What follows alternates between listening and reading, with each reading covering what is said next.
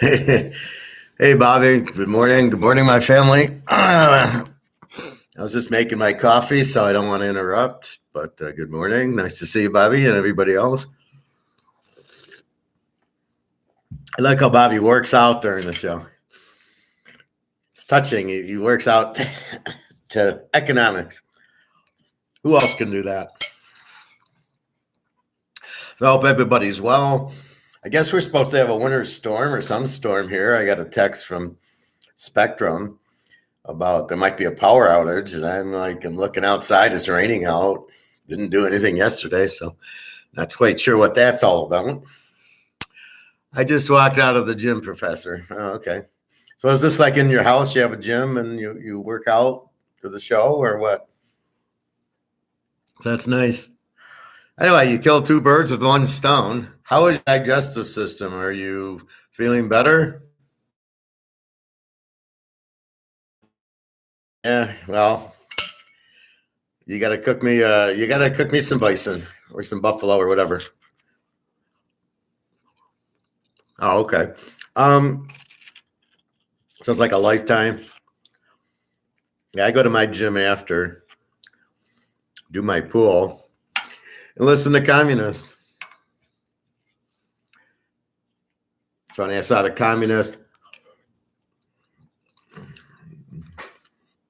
Tell me what you would do with this one, Bobby. So, my back's still a little tender, but it's getting better. So in the hot tub, there's one jet that's really powerful that's perfect for my back. And the communist's friend is like, he's watching his kids, his foot's in the hot tub, but he's not in it, right? He's just standing in it. And as I'm going over, he moves over to the big jet. Well, I'm just curious if you're done. I'd like to use the jet. And he says, "Well, I can be in here walking and using the jet at the same time." And I'm like, "Dude, you weren't even at the jet. You just, as I walked over, you walked over." So I look at this guy and I go, "This is crazy. We kind of, strange people." And I go, and then as he's walking to his kids, he makes the comment, "Well, I can be here standing and use the jet." And I'm like, "Do you want to use the jet? Go use the, I don't have to. I'm just asked if you were done." Like, it's not a very hard question. So the guy went out to his kid and I used the jet, but it was like typical communist response, right? I don't care about you.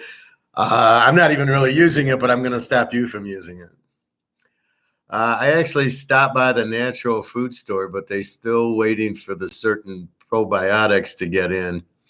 It's taken forever to get there, so I am just taking this enzyme in the meantime. I use something for probiotics, one of these health things. I wonder what it is, but are you fasting for your digestion? That'll clean it up if you just fast. That'll help your immune system, and all the bullshit will clean up with your fast. So you can do a 48-hour one, and you can just skip, eat dinner tonight, skip tomorrow, and eat dinner the next day, and you'll be fine. They told me to check back with them on Friday morning, but I am fasting, but haven't hit the 24 hours yet. Drink your water. So, have some water. It's okay that you're working out, or have coffee without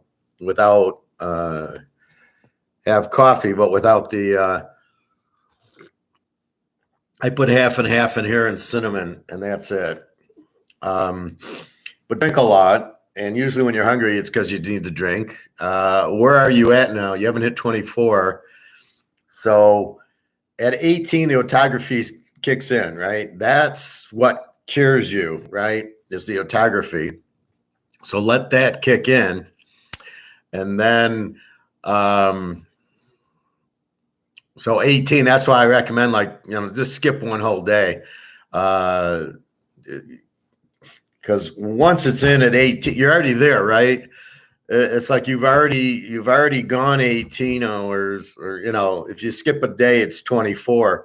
Well, you need the 18 hours for so once you get the 18 and the autography is kicking in, the longer you go, the better it works and the longer it works. And that's so once you got past that point, then you want to really, if you can do it one more day. So that's why I'm saying get to 24 hours and then you get to sleep. So that's 8 hours of, you don't worry about it. And then you wake up, you won't really be hungry as long as you're not eating the Cheerios and the Oreos and shit like that. And then, and then eat dinner the next day. You'll be 40, get into the 40s.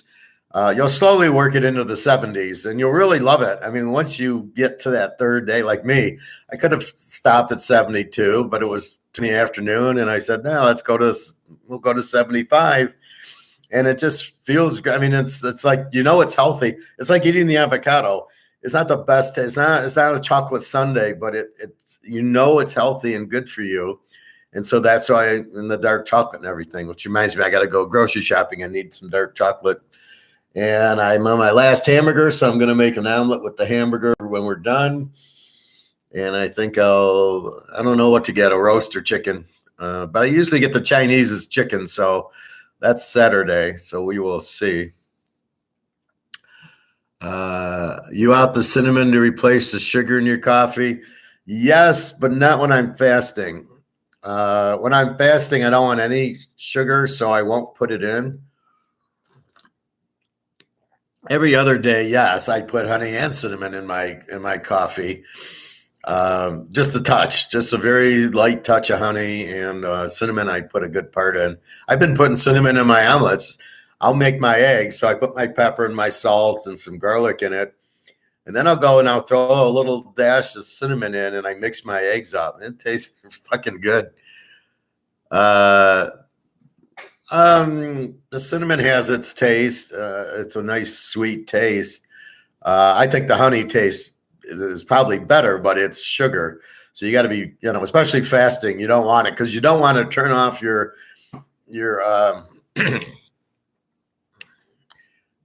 autography, right? You don't want the autography to stop. So you just cinnamon and honey, you just stay away from, maybe just one light thing of cinnamon. But you want to keep you're doing it for the autography. It'll clean up your digestive system, whatever's wrong with it. That's why if you can get 48 hours in it, your body will cure whatever your problem is in there. And that's the beauty of, your body, if you go long enough, will give you something, replace your stem cells. Need the product, I'll take care of that also. But let me look. Give me a second. How about oatmeal or cream of wheat? Do you eat any of that? No, I don't eat any. I don't have any cereal or any type of cereal. It's the carbs, right? So I was eating Cheerios and Corn Flakes. So I didn't eat Fruit Loops and Lucky Charms, and it's the carbs. You're eating carbs. They create sugar for you. There's nothing good that comes out. So, I don't even eat breakfast. If I'm working, I'll have a cup of coffee if I get up at 8 o'clock and I'm hungry, but I'm not hungry. Today, this is, I'm not even hungry now. It's 12:30.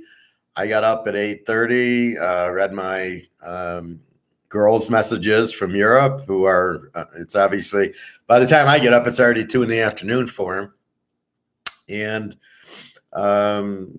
basically just, I just turn on Netflix, watch a movie or something, and I don't even worry about it.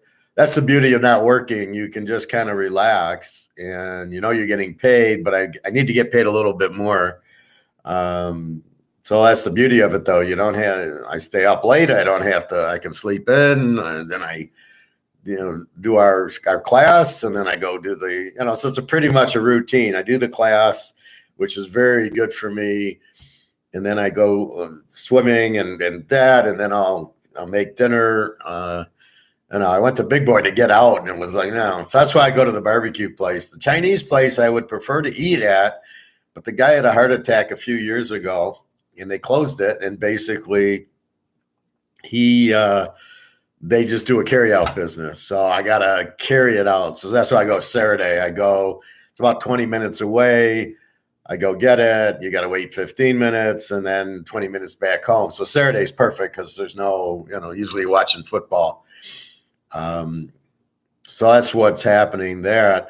But yeah, so I won't eat. I might do a fast. Well, but I might start a fast tonight or today after my omelet, and just my back's feeling better, but I want to fix it. There's a few things I noticed with my back at swim. There's a little exercise I do with my feet, kind of back and forth with the left foot and the right foot. And I noticed the right foot was causing it to hurt. So, okay, I stopped doing that. And when I get on the bike, I go in the middle. I don't kick my foot up over. I just go in the middle and climb up. So my back's feeling much better. So it's not perfect yet, but when I can just go sit out in my car instead of like creeping in and getting in, it's good. Do you study economics on spare time? I'm always studying economics. I'll go on YouTube. I was just on YouTube now, and I'll watch what they're saying. And the difference is because I have my master's, I understand it. So I know what the guy's telling the truth, and I know when the guy's full of shit. And that's why I warn you about Peter Schiff or Rick Rule or Rickards or Maloney. They're not economists. They're telling you as like brokers or salesmen, right? What Scheckman he sells gold and silver. Schiff sells gold and silver. Rule sells gold and silver. So these guys have no clue, right? They're salesmen. So I understand they're full of shit, and I tell them on their comments, but they don't have the balls to contact me. I love that. There's our show with our professor. Well, he's like a banker. And they always are looking for guests. This is why don't you have the Teaserking on? I go, he's an Austrian economist. He'll really explain it to you. And I never hear from him. Then they have these stupid guests on, and I just knock them going, when are you going to have Austrians on? Why do you keep having salesmen on or Wall Street guys? Oh, yeah, they really know a lot. But the best thing I can tell you, Bobby, there's 2 Adam Smith things on YouTube, which are very informative, which will really put the focus on it. Simply put, Austrian economics is free market. You can substitute your goods. It's really human patterns, right? You substitute your goods. Oh, that's too expensive. I'm going to buy this. So there's competition, substitution. It's the individual having the freedom to do everything. I mean, that's basically it in a nutshell. And then you got Say's Law, which says, I want chocolate cake. And then a bakery opens up and starts serving chocolate cake. That's kind of basically it in a nutshell. And then you want, but we want clean money. So we want gold-backed money. And we want no laws or, few laws that are actually used. That way you don't have monopolies. And we want, sound money. That's another reason we want gold. So it's really, in a nutshell, that's what it is keep the government out, keep the monopoly out. Just let's play a fair game. Sort of like, baseball, just let the players play, or football, don't let the refs call these stupid penalties where you really don't have penalties in, baseball. I wouldn't think so. Well, I'll balk every once in a while. Andy. Hi, Andy. Been killing college basketball teasers and money lines. Good for you, Andy. I'm happy for you. All my coworkers are calling me the Teaser King. Oh, no. You can be the Teaser King Jr. or something. We'll have to make up a name for you. Well, do they know me though? Do they know I'm the Teaser King? Are they watching my videos and making money off of picking the Super Bowls? What is aren't they 4-point teasers and are they 4-point teasers in basketball? There used to be. I don't know. I don't really follow it. Like I said, it's just too much. But maybe college. I think college is probably beatable because you can bet on. There was a college team called Belmont, And I thought of the racetrack, and they would win they'd win a lot of games and blow them out. And I always joked about that. Andy became, there you go, the teaser prince. 5.5 to 8 points. Now, in football, all I need 6. When people want to bet the 10-point teasers, I say, you got to have confidence. All we needed was KC and 7.5 in the Super Bowl. We didn't need 11.5. It's better, but your odds aren't good. And did you really need it? KC won the fucking game anyway, and the over, we won by 30 points. So my point is, very, very rarely are you gonna.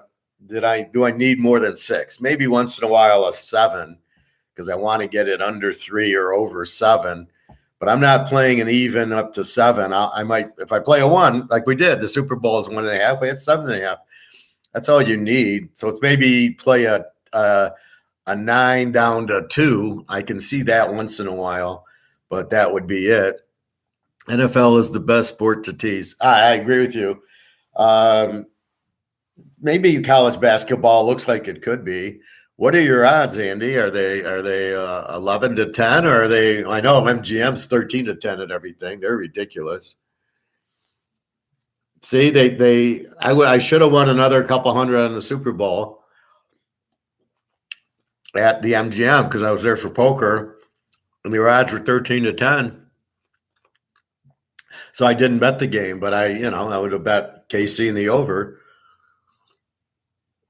But I didn't want to bet, 13 to 10 odds. It's ridiculous. So you can walk me through how you do it, Andy. Would be fine. We'd like that. College football doesn't need the teaser as bad as it's less set up and often files over the Vegas numbers anyway. Yeah, I agree with you, Bobby. We need them sometimes when we get these high overs.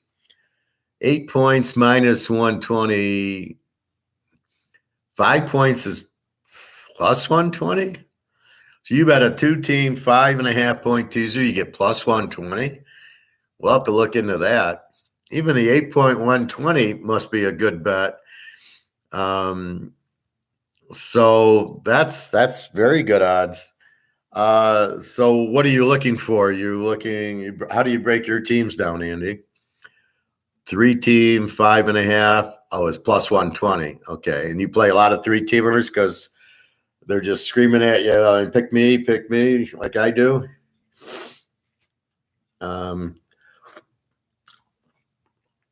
So what's your strategy? What are you looking for? I think in basketball, see, baseball, even if there's Bobby Bo and Barry and you got Verlander on your team, it's still, there's too many pieces to just say I'm going to bet them, right? Because it depends on the other pitcher and how stupid your manager is. Versus the basketball, you get a guy like Jordan or Bird or Magic on the team. That's all you need. One player can win the game, but football you can't either, right? You can have Mahomes, but he needs Kelsey and he needs some other players to win, and that's really what you're looking for. But especially college basketball, I would think you find that superstar. Now, I don't know if the superstar is the issue, the win, or it's still the defense. I would imagine the defense is a very strong betting point in college basketball because it doesn't matter how good the other player is. The defense will win. Over 200 teams in college basketball. So what do? You just take like one conference and you analyze it and hammer it? 200 fucking teams. So that's why it's really hard for me. I don't know what I would do. I would probably stay away from the big conferences and go to take Liberty and Belmont and that conference and the Ivy League. Andy was like Bobby Bo back in about 2010 when I had a local bookie in Queens and I would hit 4 to 6 parlays on spreads and over-unders all Tuesday guys at the bodega where the books was at. Well, there you go, Bobby. See, all I'm trying to do would get all hyped up when I walked in and would ask me for picks. See, you should be selling them, Bobby. That's what you do is you give them one pick and say, if you want the other picks, that's give me $100 and I'll give you the other picks. See, it's funny how people go to people that can make them money, and then they love the people that can make them money. But that's why I'd rather teach it.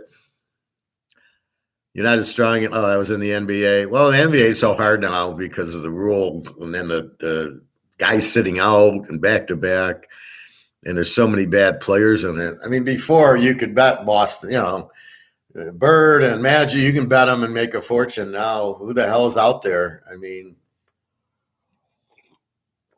so it's very inconsistent because it's very weak. So anyway, that's what you do is I try to teach it so you can pick. We already know I can pick, but we want you to pick. But that's why I help you along the way. So I'm kind of guiding you into it. They put all the emphasis on the playoffs these days. Well, we can make money in the playoffs using psychology. Psychology in the playoffs is a team loses and then they have to win, and the team that won relaxes. So I like betting the loser back when the series are even, two even teams. The first round's hard because one plays 8, and even though 8 lost, they're not good enough to beat one. So you need to do like 1 plays 2 or 2 plays 3, like the Super Bowl, KC Philly. It was just take the dog. I didn't care who was the dog. I almost preferred it was Philly, but the more I looked at it, the more I like Kansas City as the dog. So that's what we went with. But that's what you want. You want even teams that either one can win. Andy, I go from conference to conference. I choose a team versus a Z team. Yeah, that's very good. That's what I do in college. So there's a Z team and an A team and an over and an under in every conference. And you can usually, if you just look at points, which I know college basketball is going to be much harder than college football, because I can see when they play a Division II team, right? And then I kick it out going, well, that was 62-0 against Jacksonville Country Club. So that don't even count that, but that it's a single. You can see it in college basketball. It's a little different, but it's the same thing. Especially at this point, they play a lot of games, so you get a lot more data points, which is good. So yeah, look for the really weak defense. I would start looking at the really weak defenses and betting against them. And then if they have a strong offense, then you just bet the game over when they play another over team. So I think that's a good concept, is just grade your teams and just grade them on points, right? Oh, they scored 95 and give 65. There's your A teams. And they score 95 and give up 95. That's your over. And they score 60 and give up 60s. You're under. And they score 60 and give up 100. That's your Z's. And then just kind of, and that's really what I do in baseball. Oh, Verlander. Okay, we're locking Verlander. He's got a 1.8 ERA. So it's a lot of the ERA, not so much as the scoring, because you can't hit a good pitcher. So that's how I did it. So it's if the ace is playing the ace, I just bet it under. If the ace is playing the 5th pitcher, I bet the ace. And if the 5s are playing each other, it's going to be a high scoring game. So I bet it over. And when I noticed in baseball, what fucks me up is the stupid 5-6 inning stuff, where then, the guy gives up 5 runs in his first couple of innings, and I should get the over. And then the bullpen comes in and shuts them out. Like, fuck, now how do I do that? How do I incorporate the bullpen to save the guy giving up 5 runs? And he does give up the 5 runs. So I would lose some overs because the bullpen shuts them out, especially in Detroit.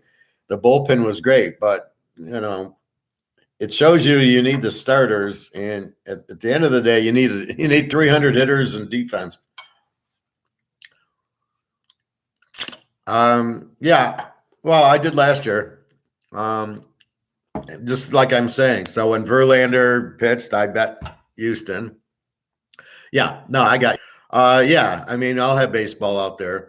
Um, it's every day, but it's a down and dirty. But on my picks, I'm going to be very selective. I'm going to just go 2 or 3 picks. Last year, I could pick most of the games, but it was just kind of practice warming up, getting ready to, learn. And why did I lose? Why did I win? And like I said, that's why I lost was the 5 inning, the reliever coming in the 5th inning or the 6th inning and then shutting him out after the first guy gave up 5 runs. So I broke it into starters and then there's relievers ERA at home or on the road. So I was able to actually see that. The hitting doesn't really matter. Even if you're playing a good hitting team that scores 6 runs a game or something, Verlander will shut them out. So the games I really love was Verlander against, what was his name on Tampa? I can't think of that pitcher. Real good lefty. Then there was a couple other just shut down pitchers. So I kept all the pitchers by ERA. I was able to do that. And then I could see when Ace played Ace, I said, okay, we're betting the game under. And that's really what I would look for. Although I noticed in the Kershaw games, they were always high scoring. You'd have a very low ERA, but the Dodgers are such an over team because their ballpark's so small that it's even with Kershaw, it was, giving up, it'd be a 10-run game with Kershaw pitching.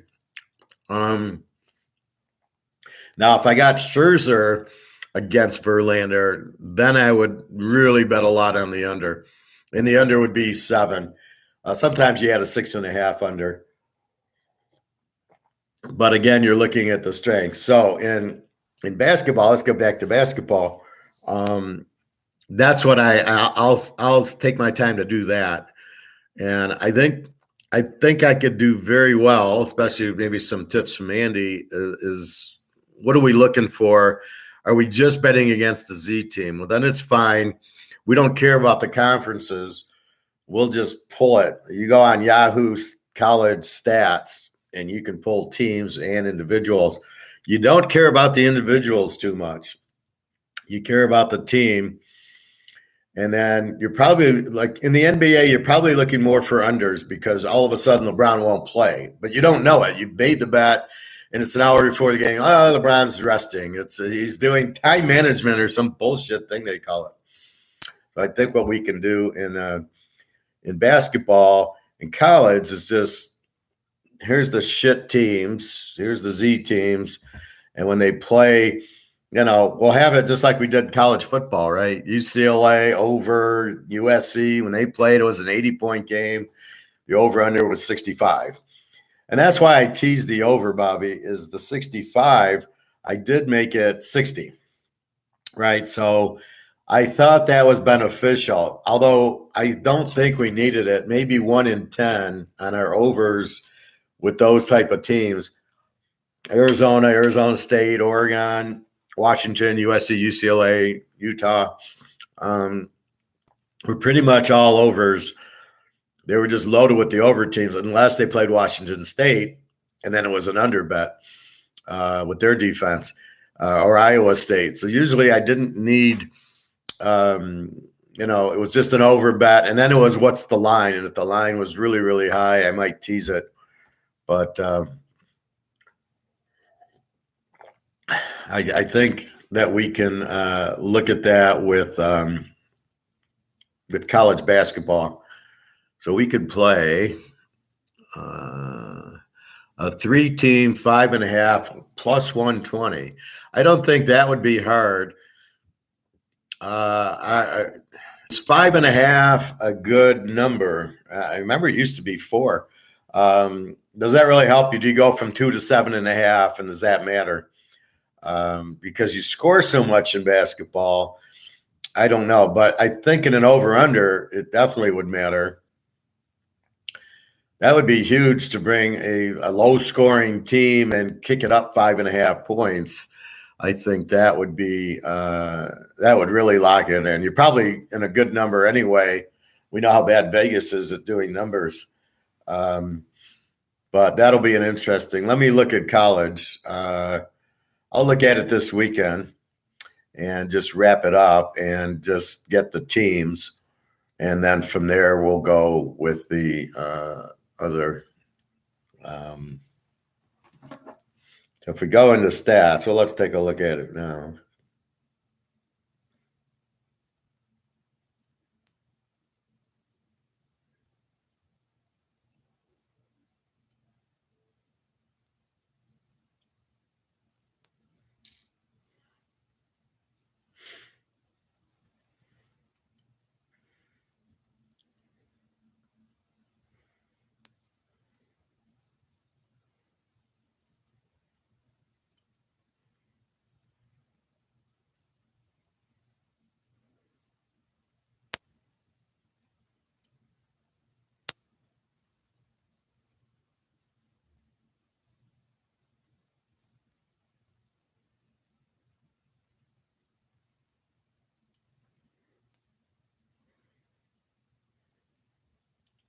So I noticed in the NBA, like if I look at points,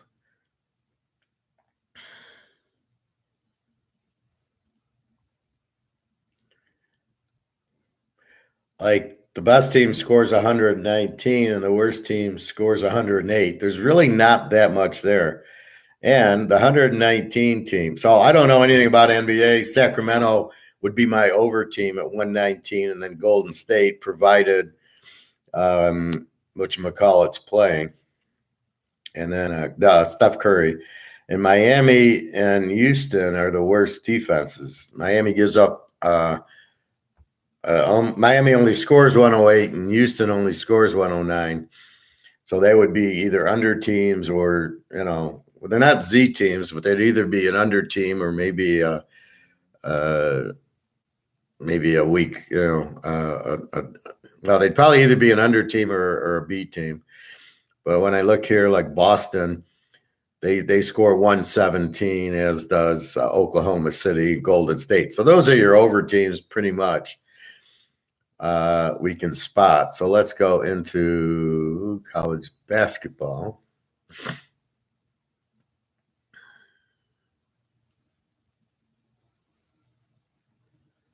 And we go to stats. And we go to teams.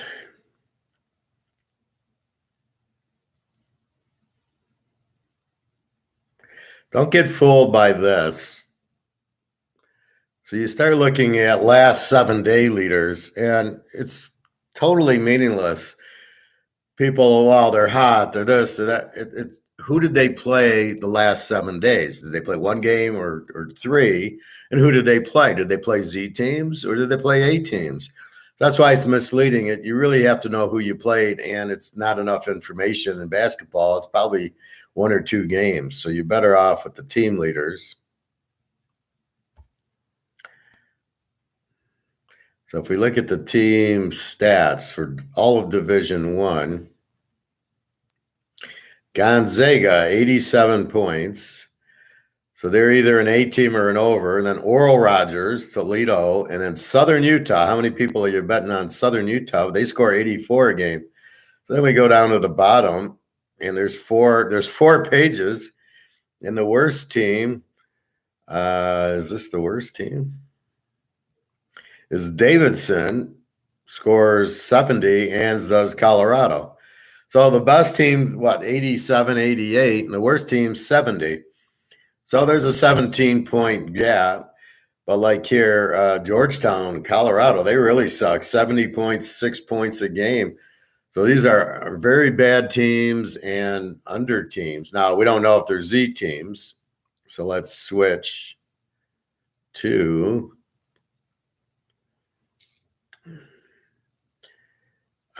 team leaders offense. Let's go to team leaders defense. Where is it?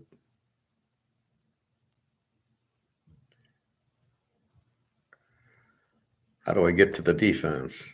It just gives me offense, and I can't get the defense. This is weird.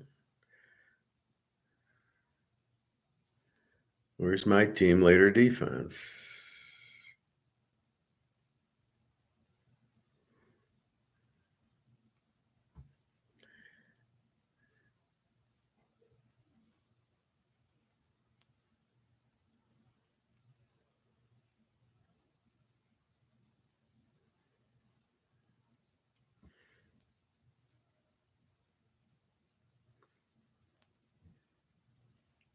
All right, here's team. So I had to go into individual and change it to team. So the best defense.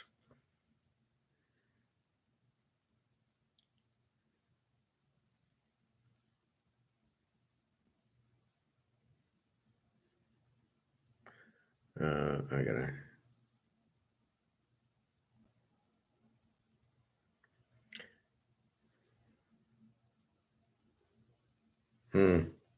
I don't know. I got to figure out the defense. It keeps giving me offensive stats for some reason. Yeah, maybe not.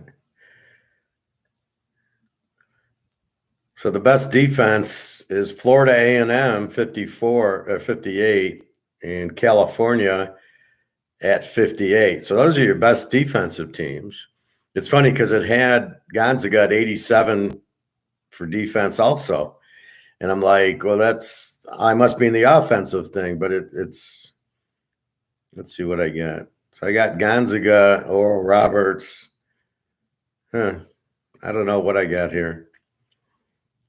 Thought I had defense, but we'll have to check it. Anyway, that's kind of what you do there to get that would be to actually look in the points. And this time we've got so many games in, probably 30 games. It starts November, December, January. We're in February's almost over. So 8, 16, 20. They probably played 25, 30 games by now. So we'll have a real good statistic on it. I'll have to do that. I'll have to go use this computer to really hammer it home. But I think I'll go to the library and do it. I can take my disk and put it in Excel. Anyway, that's what you look for. The same thing we look in basketball. So good for you, Andy. I'm happy you're winning. We'll try to pinpoint it down, but it's the same in anything. Who's the best team? Who's the worst team? And the worst team normally doesn't cover. That's why they're the worst team. It's usually the worst defense is who you want. That's your bitch, right? So you're going after the worst team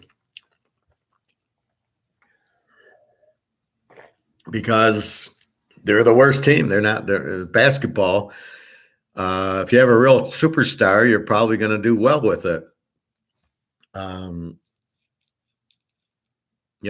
But if you have a weak defense and no real superstar, you're in trouble.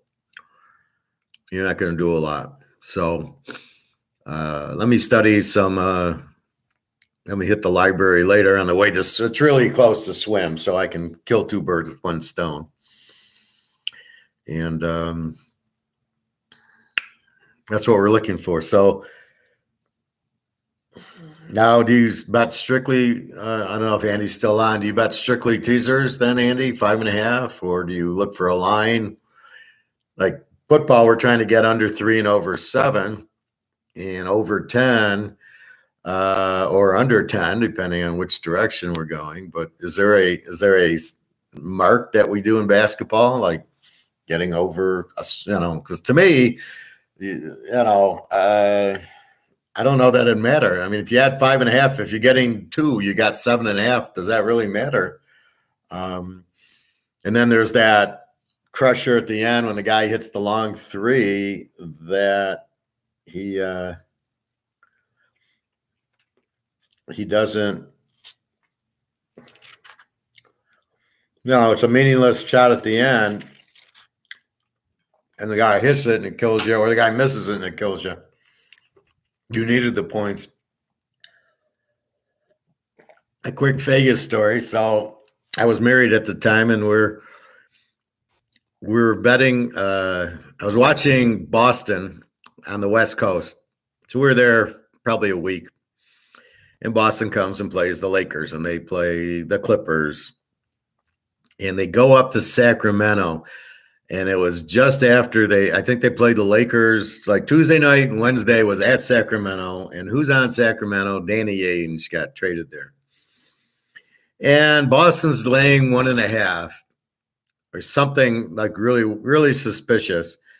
And I go, well, it's back to back. They had a big game with the Lakers or whoever they played. It was a big game. Danny Ainge is going to want to get them. And I took Sacramento with Danny Ainge plus, I believe, 1.5 or 2. I think it was 1.5. And I had my ex bet the games, put a little $10, get the feel of what I do and what it's like. And the game comes down to the end, and Boston's winning at the end. And Danny Ainge goes coast to coast with 2 seconds left, hits a layup, and they win the game by 1. And you'd have thought we won the Super Bowl. I mean, I didn't have that much money on it, but picking against Boston they're on the West Coast. They just played a tough game. It's back to back, and Danny Ainge is going to be. And Danny Ainge played a great game, and they just couldn't pull away Boston. And at the end, Ainge made the shot, and they won the game by 1. And it was like, damn, that was such a good feeling, because it's really tough when you bet against Boston. I don't know if Bird played. I assume he did. But it was basically Ainge lighting it up. And see, a guard can beat Boston because Bird's not on the guard, right? Bird's playing forward. So Ainge could cut through him, and, Dennis Johnson was there, but that was it. And anyway, they couldn't stop them, and they were tired. They're on the West Coast, so I took all those factors in, and it was such a happy. And my ex really got it then. She was so she won $10. She was so happy just to win, and we hit it. And there's a guy like a couple tables down, and he's all pissed off because he bet Boston, and he looks at us like, "How the fuck did you bet Sacramento?" And it was a Danny Ainge thing. But anyway, so that's kind of our story. Hey, Nick. Well, nice to see you. Found a cool tobacco Aaron Judge rookie card. Looks like PSA 10. Well, there you go. So you're all over the place. I saw some nice Burrow cards for you yesterday. I was on eBay. I'm going through my cards, so I'm looking at does Mike Modano's rookie card have any value? Because I got a lot of 1990 stuff. So I'm looking at Ken Griffey Jr. cards and Modano rookies. And you find out that the Hasek has good value and the Brodeur has good value. Even the Eric Lindros, who I didn't think was that big of a superstar as they had laid him out, had some decent value. So I'm like, oh, okay.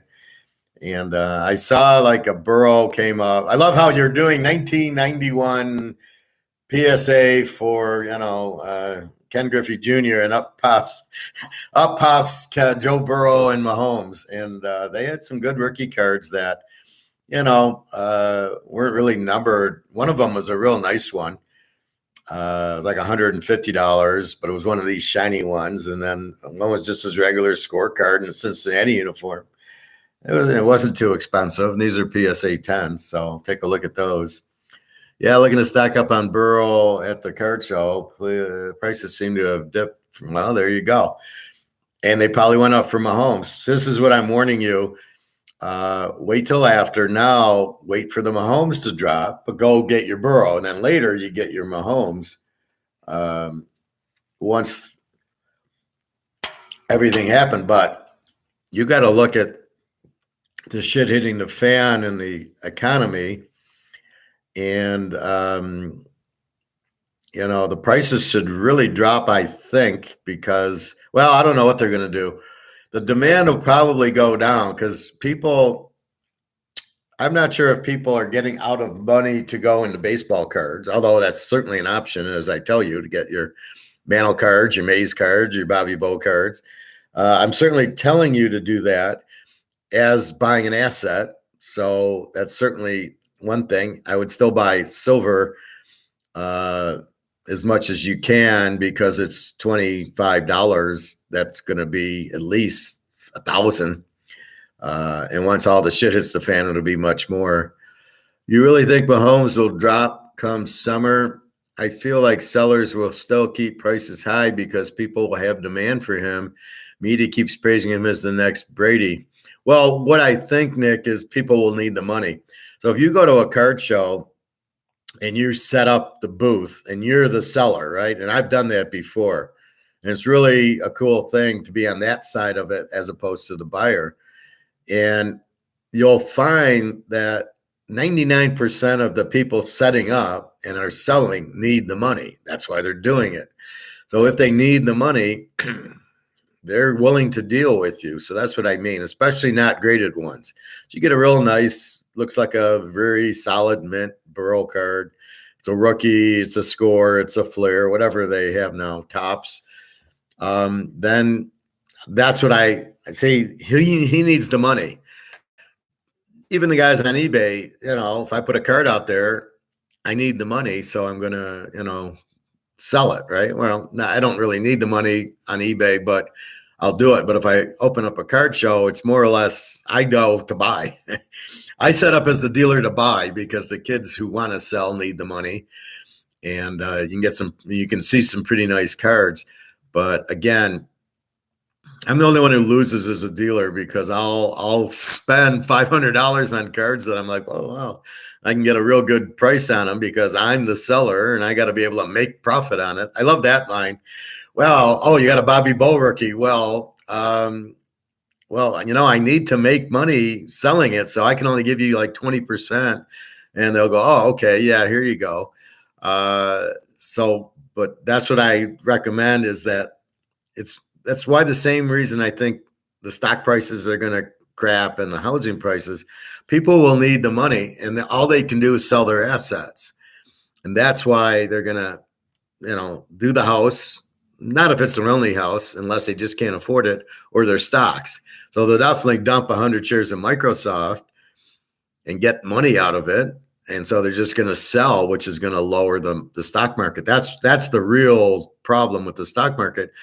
It's way overinflated and people will need the money and people will sell to get out of their positions because they'll need the money. That's really it. So will Mahomes stay high? Yeah, right now, but as soon as something happens, here comes college basketball in the tournament. Nobody will be they won't be talking Mahomes then.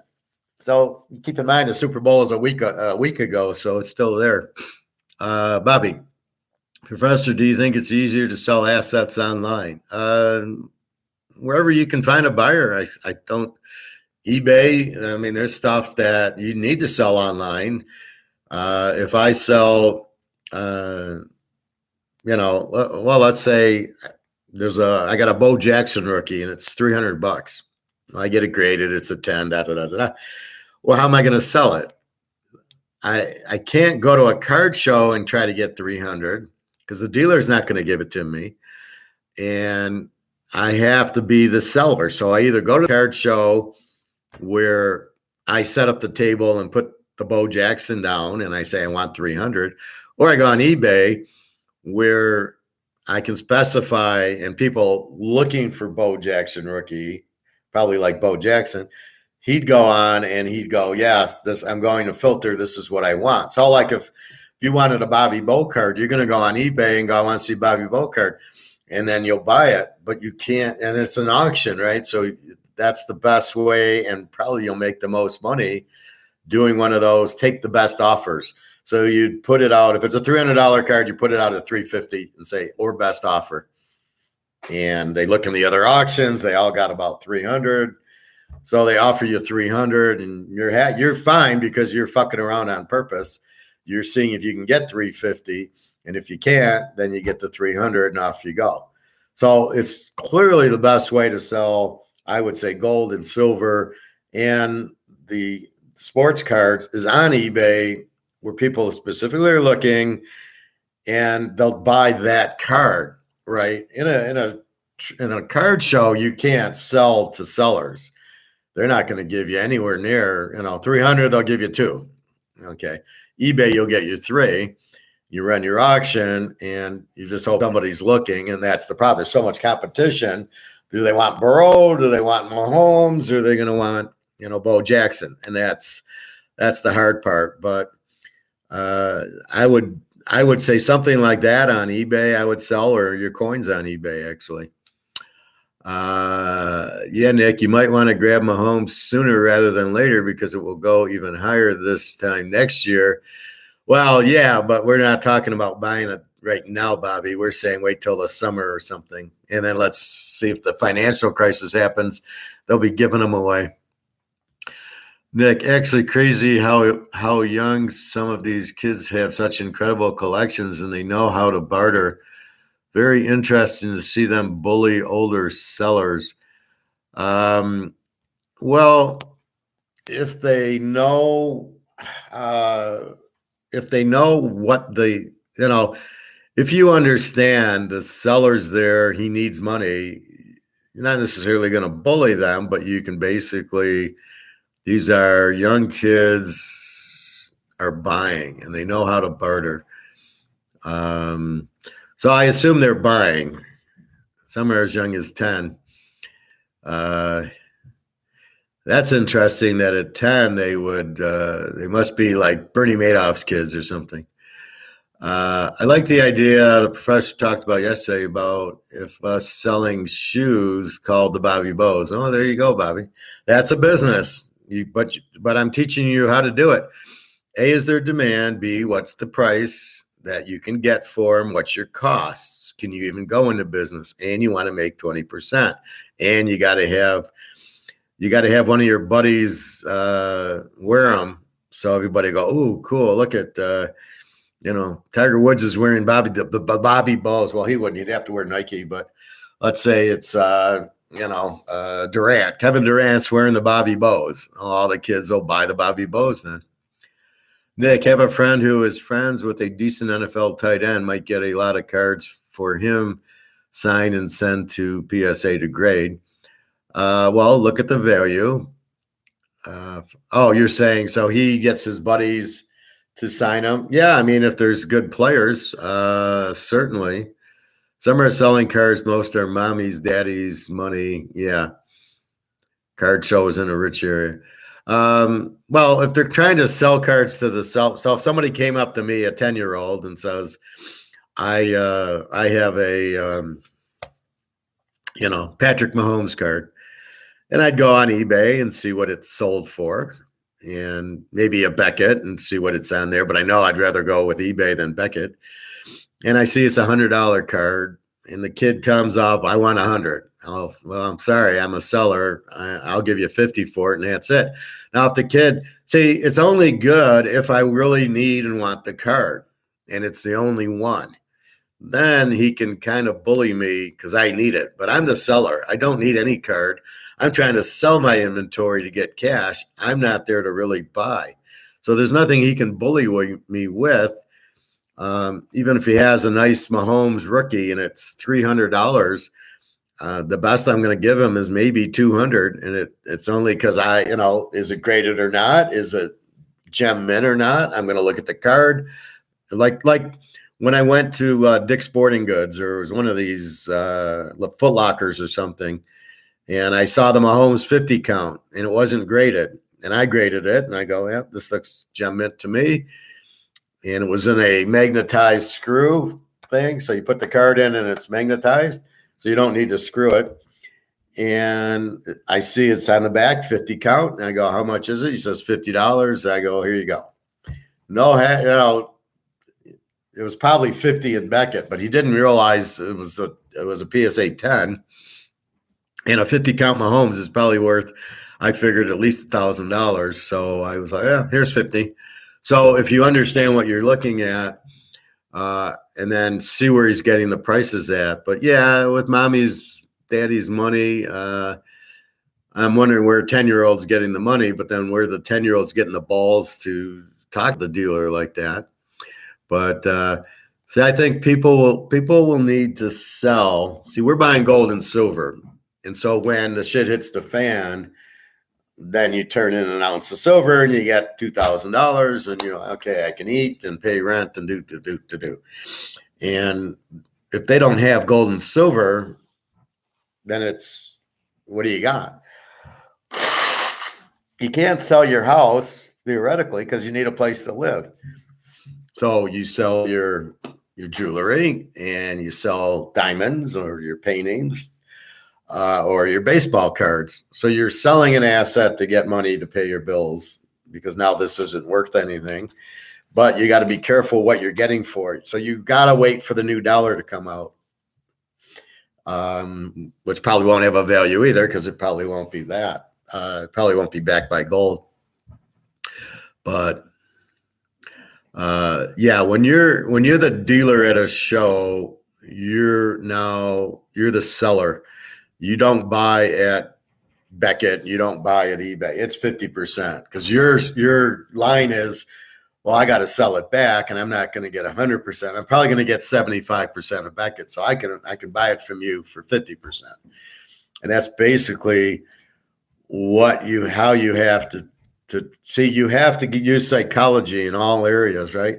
So in this area, if you come to me with the card, you got a Burrow card, and we look on eBay and it's $200, and I'll say to you, Nick, well, I can give you 100 for it, and you're like, well, I want 200, and I'd say, well, go sell it on eBay. I can't give it to you because I need to sell it. I'm the seller. This is my business, is to sell cards. So if I'm not going to get 200 for it, I'll probably get 175. So I can only buy it from you at a point I can still make my 20%. And then you start thinking, going, yeah, that's right. He's got to make a profit. This is his business. He's a dealer. And psychologically, you then understand, yeah, I can't get the full price. Now, if it's a 10-year-old who won't back down, I just tell him to fuck off. I'm like, sorry. The best I can do is 100. And if he starts being pushy, say, look, I'm not interested. I don't need the card. I can go on eBay and buy the card without getting harassed by a 10-year-old. But I would probably more try to teach him, would be me. I would just say, no. I'm the seller. You can't sell it to me for that. If you want to, you can set up a table and sell it to try to get your 200. But if they're there to sell their cards, again, you've got to realize you're selling to sellers, and sellers aren't going to pay you full because they got to mark it up. So it's like if me and Bobby are selling tennis shoes, we've got to make profit on it, right? It's costing us $40. We're going to sell it for 60. So we can't buy it for 60. We need to buy it for 40 to sell for 60. So you need to get profit, or there's no point in doing it. I'm not going to spend $100 on a card to sell it for $100. Well, what a waste of time. So I'm only buying it if I feel. That's why I tell you to buy these ungraded cards, because then it's ungraded for $10, but it's worth $100. Well, I showed you the Walter Payton yesterday. So it's the Walter Payton 82 tops. $795 is a PSA 10. I paid $5 for it in the mid-90s, knowing it was in mint condition, knowing it was Walter Payton, knowing, I want to have it, but it's a 10. And I got 2 or 3 of them. There's perfect condition. And that was the point of it, was buying it cheap. Now PSA 10 goes for $700. And that's the point. That's what you want to do. So you're better off looking for a Mays and an Aaron and a Mantle and a Bobby Bow than you are looking, getting a Burrow or getting a Mahomes who just won the Super Bowl. There's bigger fish to fry out there. Get a Montana, get a Rice, get an Elway. I mean, there's bigger fish to fry than that. So keep in mind the whole world, not just that. Now, yes, we want to get Mahomes, but when I bought my first Brady rookie, I got some boxes Pacific that were like $20 a box, and I got a couple of those numbered Bradys. And then I got that Topps refractor, Topps Chrome refractor that sells for $20,000 without the refractor. So I'm valuing it at about $80,000. I got that for maybe $100 after he won the second Super Bowl, because it wasn't graded. The key is getting these cards not graded and getting them graded. And now maybe, as you're saying, Nick, is the grading's very expensive and it takes a while. So maybe you buy stuff that you don't need to get graded today, or you can send it something you can wait a month or two for. and then calculate how much, I don't know what PSA charges, if you send in 1 card or 20 cards. I do have some graded cards. I have a Bobby Orr PSA 9. I think it's a 1970. I think I've shown you that before. 1 second. I want to show you that set.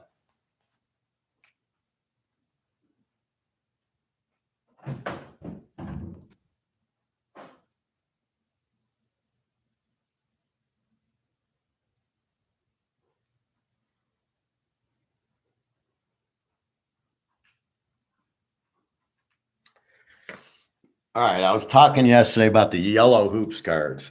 This is what they look like. NBA Hoops Superstars. You could only get this. You got it as a box, and you got it at Sears. That was it. Now, the guys at the show had them, but you would buy the box. You wouldn't buy the individual. So inside, it's all the top players, but the whole set is yellow, right? The whole set. So I would pull out the Jordan and the Isaiahs and the Barkleys and all that. But you can see, like here's Kevin McHale, pretty centered, but you can see there's a little centering problem. But the whole set's yellow. Now this was not very rare at the time, but I guarantee it's very rare now. So if you see this at a show, Nicholas, I would highly recommend. It'd probably cost you $5 or $10.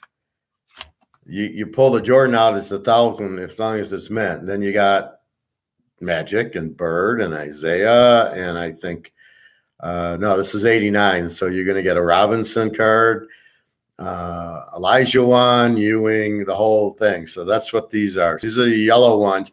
They're exactly the same as the 89 hoops, but that's white. And these are yellow. So they tried to do that. They're not really, really limited, but by now, I think, how often are you going to see a yellow Jordan like I showed you yesterday? So that's what the set is. Okay, you have the tight end. Get a lot of cards from the sign and send to PSA to grade. Okay, but okay. Some are selling cards. Most are mommy, daddy's money. Card show is in a rich area. Well, that's where you want the card show. You don't really want to be in a poor area, worried about getting robbed after. There's an app called ALT that shows the real-time market value based on what it's sold for on eBay. Everyone at the shows are using that now. Might be a good resource for you to use if you need it. Well, I just go on eBay, right? So I just go right on eBay and I'll do 1981 tops PSA 10s. And the problem is, good luck finding the Joe Montana on there because it's very rare that he's on there. I saw him a couple times for 100,000, but there's just not that many PSA 10s because the 81s have centering issues, as do the 84s. Were really bad. The Elway, Marino, and Eric Dickerson rookie were very off center. So made it really tough. But see, you can get the Walter Payton in those years, like I showed you yesterday, the 83 Walter Payton. I couldn't find a PSA 10. Now maybe this app ALT will do it for me. But basically, that's you're always, what you care about is condition, and what you care about scarcity. So you want, this is like our gold thing, right? It must be scarce. The scarce is the higher value. So you see, it all comes back to economics.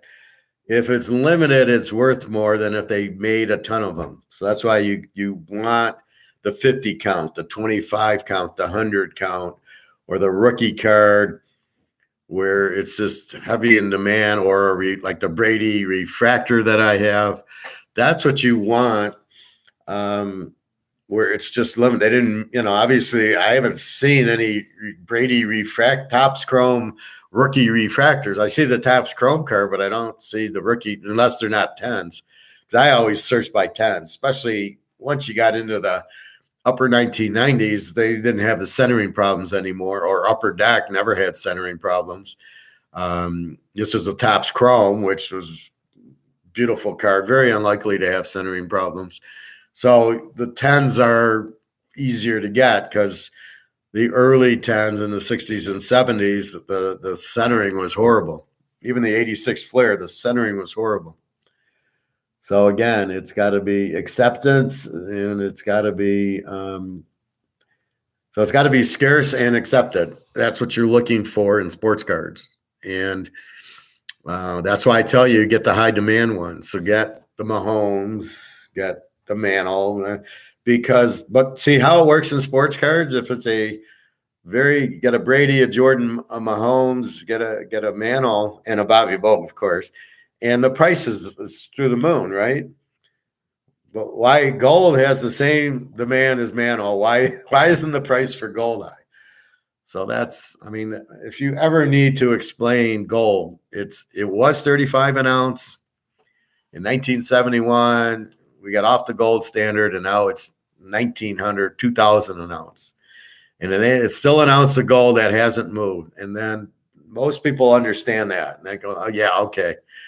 And I always use that because it shows the value of the dollar dropping because it takes more dollars to buy it. And that explains everything with that one example.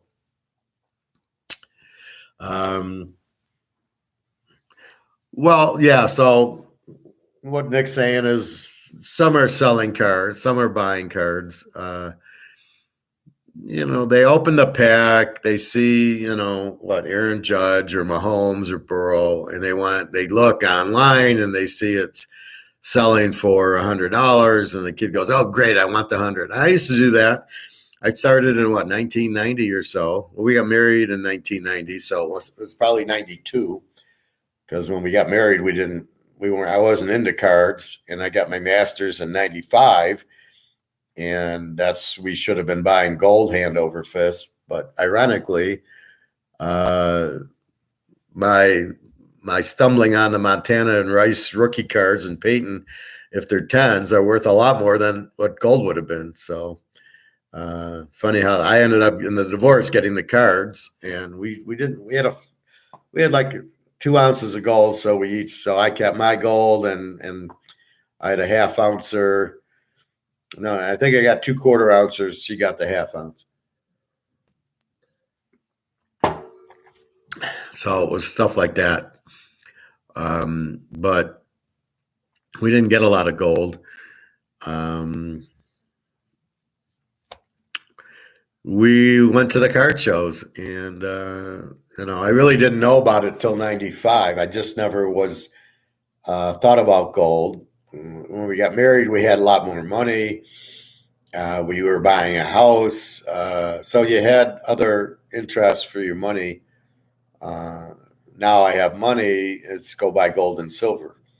And again, keep in mind, every 8 ounces of silver is going to buy you an ounce of gold. So if you think about it, so I go buy an ounce of gold for $2,000 today, or if I buy 8 ounces of silver, it's going to be let's say 25 an ounce. So that's $200, right? So I can buy an ounce of gold really for $200 if you really think about it, right? Because silver will go to 8-1 to gold because it's really being held down. So as it goes, and it's going to explode,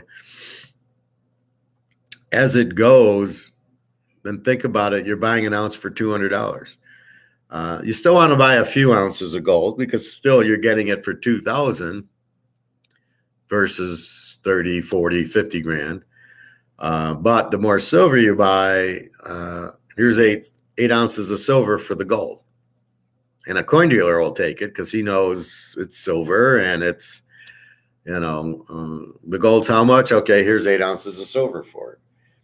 And then now you have the gold, which you use for bigger things. But I would still do that. I would still buy, 10, 20 ounces of gold with my silver just to have the gold because that's the gold standard and it's still going to go up in value.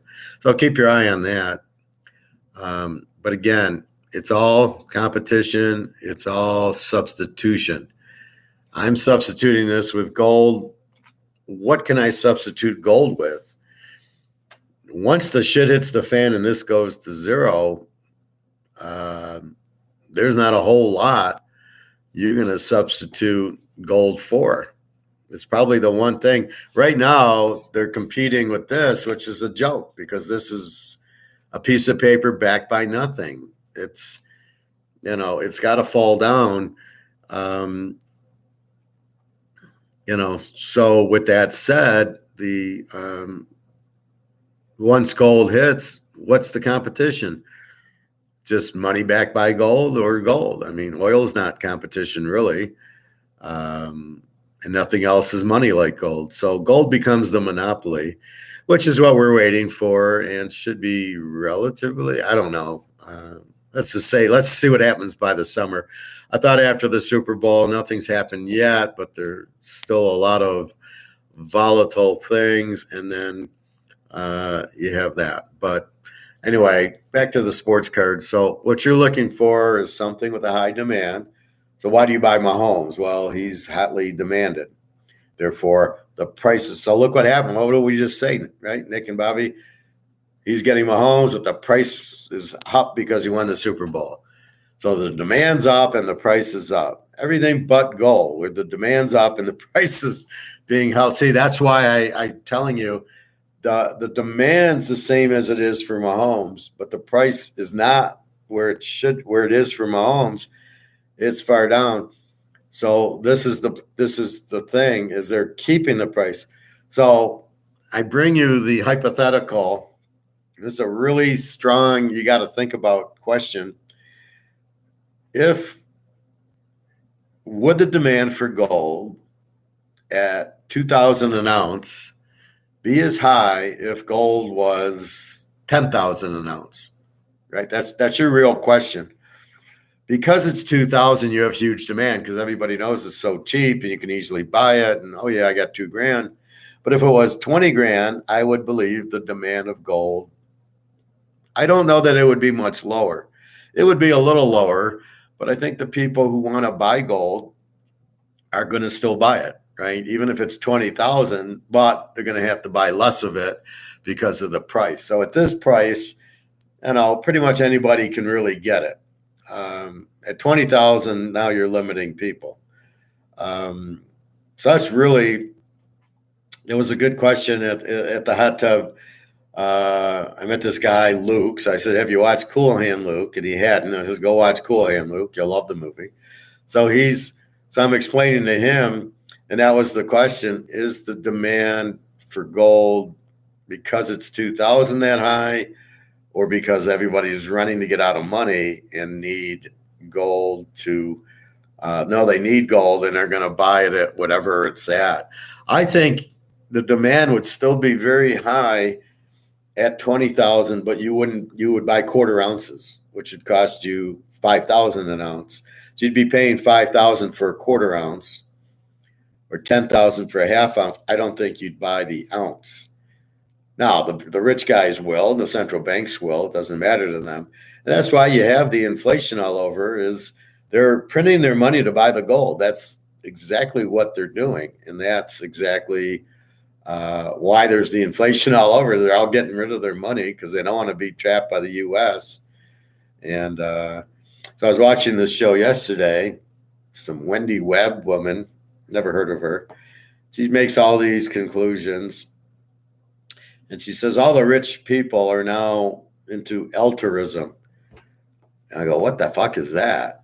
So altruism is, I guess, to me, it's communism. They call it fascism. It's basically blending the private and public sector together. So there's usually a public sector is government, the private sector is the business. And she says it's a lot to do with Silicon Valley, but they're trying to blend. I think what they want to run the government is kind of my thought. The government's easy. They're just take handouts. So I think that's really what it is. She kind of didn't understand it, but that's why you need me. So Silicon Valley probably wants to run the government, like Amazon and Yahoo and Google and all that shit. So they're the ones who probably want to run the government, sort of like what JP Morgan's doing. So they have it wrong. They're kind of mixing corporate and government, and it's not. It's just corporate taking over the government is really the bottom line. I mean, that's what it is. But you have that now with J.P. Morgan and BlackRock and this Vanguard communist Nazi guy. So they're all trying to run it. The point of it, so they think, oh, we'll all be slaves and we'll all, digital dollars and da da da da. And they missed the point. First of all, you got China and Russia over here who aren't going to be part of it. And the second thing is, do you actually think these rich guys who are mama boy or whatever they are, and they don't take no, and you got 10 of them in a room, you think they're going to do things together? No, they won't be able to decide anything, right? 10 rich guys in a room will have 10 different opinions. They'll never get along. So like the guest was asked, well, we see what's coming. How do we defend ourselves? He says, well, I don't think you can, Canadian guy, an idiot. Oh, I don't think we can, we're just not strong enough. And I'm like, dude, think out of the box. You don't have to. They'll never do it. They'll fight each other for power, like Sauron and Sauron. Sauron does not share power. And you got J.P. Morgan, you got BlackRock, and you got this Vanguard guy and Buffett. They do not share power, and they are not going to be told what to do by the others. So they are the best to defend us is them, because they won't be able to make up their mind, and you're not going to be able to do it. And the other part that I have is like trying to make us slaves, trying to have the elite, and then I don't know, what would you call us, the non-elite, and this control thing. And my point is, just a second, Bobby. And my point, and let me finish this thought. And my point is, first of all, do you think Coca-Cola wants to go out of business, and Microsoft and Apple and all these big companies? Because if you don't let us be your customers and you have no customers, all these companies are going to go bankrupt. So if you take all our money away from us, how do we buy a car? How do we go to the grocery store? How do we buy a computer and buy an iPhone? I mean, you're going to put all these businesses out of business because there won't be any sales because we won't have any money. How's that going to work? You think these companies are just going to sit there and go, oh, that's okay, we'll go out of business and lose all our money? You think they're just going to sit there? This is the beauty of Austrian economics. You have a marketplace. You have people like us who go and buy Superstar hoops and go and buy Canadian Club. So we want to buy this. We need money. And what are you going to do? Put Canadian Club out of business because you're not going to allow people money, or you're going to stop their purchases? And this is the thing. I don't see how they're ever going to get together and do it. Digital currency, they're talking about 2030. They're just testing it now. They'll realize, how do we do free market economics? How do we set prices? They won't be able to. How do we trade when they don't have? How do we buy things when the guy doesn't have it? The cab drivers in Portugal, they didn't have Visa. You had to give them cash. So what are they going to do? Oh, nobody will work. I mean, it's the stupidest thing I've ever heard of. Bobby, Professor, I meant to ask you, what exactly is cougaran? Is it an animal? Cougaran is the type of what the South African government calls their gold coin. The animal on the coin's a deer. Now, I don't know if the deer is called a cougaran. I know the gold coin's called a cougaran. And I think I've shown you that before with the deer on it. And a philharmonic. Oh, that's the orchestra. I showed you the philharmonic. Well, I don't know. Did you get it yet?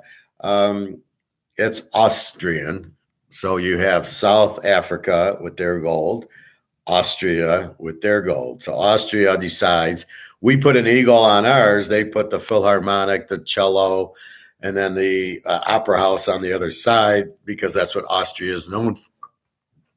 And Austrian economics and Adolf Hitler. I mean, this is what they're known for.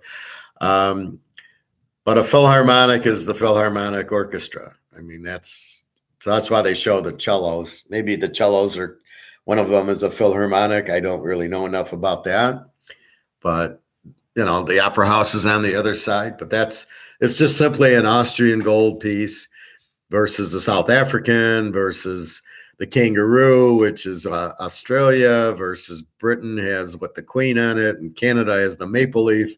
We have the eagle. So it's the country's gold, and they're just designing it which fits their country. And so that's all that is. It's just different countries' gold. So they're all fine. They're all an ounce of gold.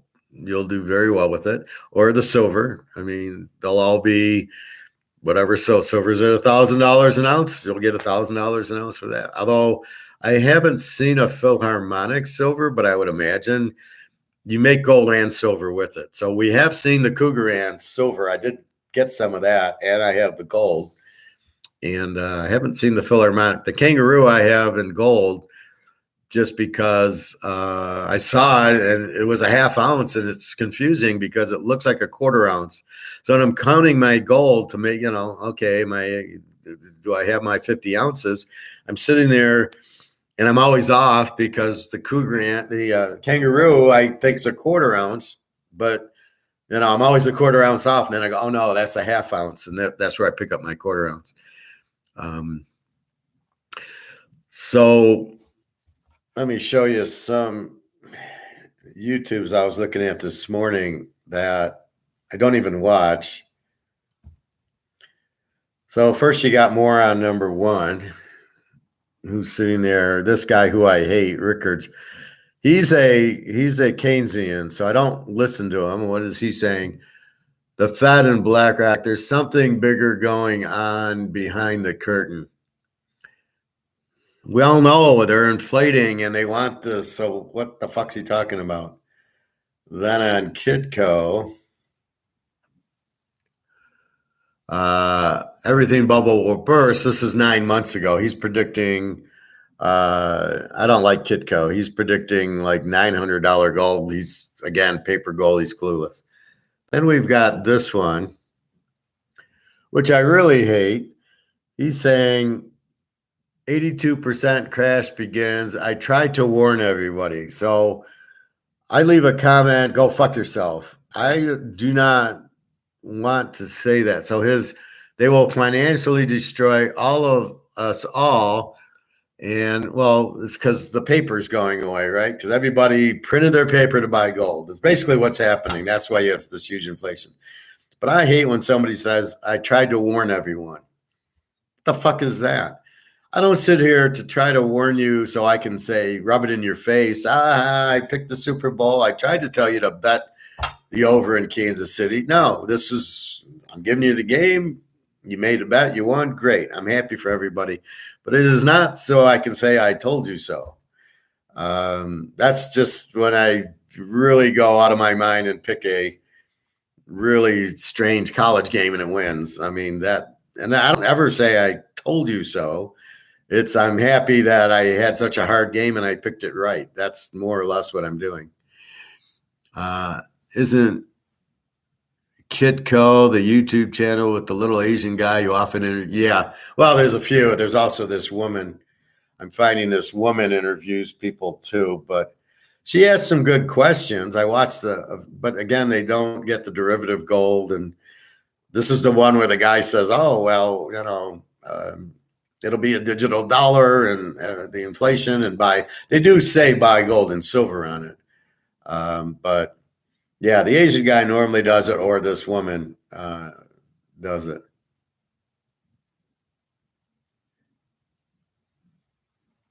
Then you have this idiot. Don't listen to this idiot. This idiot's a real motherfucker. I don't like him. The U.S. economy about to close its doors. And then it says gold stackers. So again, I don't like this type of behavior. The U.S. economy is about to close its doors. What the fuck does that even mean? It doesn't make sense. And then you listen to it, and he talks down to you with riddles, and the language he uses is not smooth and understandable. He talks he says stuff that you're like, what the fuck did he just say? I got a master's and I can't follow him. So the regular layman, oh, I'm impressed because he uses fancy words that don't mean anything. So I go into his and I say, well, you talk, but you don't say anything. Like, what the fuck are you talking about? Um, the U.S. economy about to close its doors. What does that mean? They're going to go out. Well, we know that. See, that's what we're talking about. This is going to zero by gold and silver. But I don't have to say they're about to close the door. I say this is going to crash. It's crashing. Nobody wants it. She's the fat, ugly girl. But I say it in a way that everybody can go, yeah, that makes sense. I better buy gold and silver or cards or some assets. Where this guy, wants to make a big deal about it. The U.S. is about to close the doors. They're not going to close the doors. They'll come out with new money. I mean, these people are so fucking stupid. They will print new money because what are we supposed to do? They're just going to let us all starve. So the J.P. Morgans and the BlackRocks and the Vanguards will do what? They'll eat, and you ain't going to eat without us. And then the funny part is some of these guys say, well, you need to grow your own food and have a farm. It's like, who the fuck? We don't know how to do that. I mean, that's crazy. Then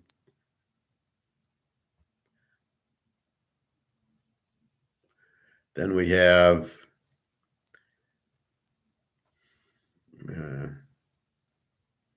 then you read this one, gold and silver might get wiped out. Because of the secret, like, oh, really? You're going to tell us a secret? Like, what the fuck? You say the same thing every time. Yeah, the supply is short.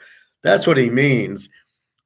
When he's saying it's going to get wiped out, again, what the fuck? See, these guys are worse than the regular news because what they're trying to get you is to watch it. Oh, we're going to get wiped out. Oh, there's a secret. Oh, I better watch it. And it's the same message. Oh, the derivative gold is about to collapse and everybody's buying physical. And that's what he's saying in English. Gold and silver might get wiped out is really, there is no more gold and silver left, which is why I'm telling you to buy it quickly. There is no more gold and silver. It's been bought up by the central banks and India and Russia and China.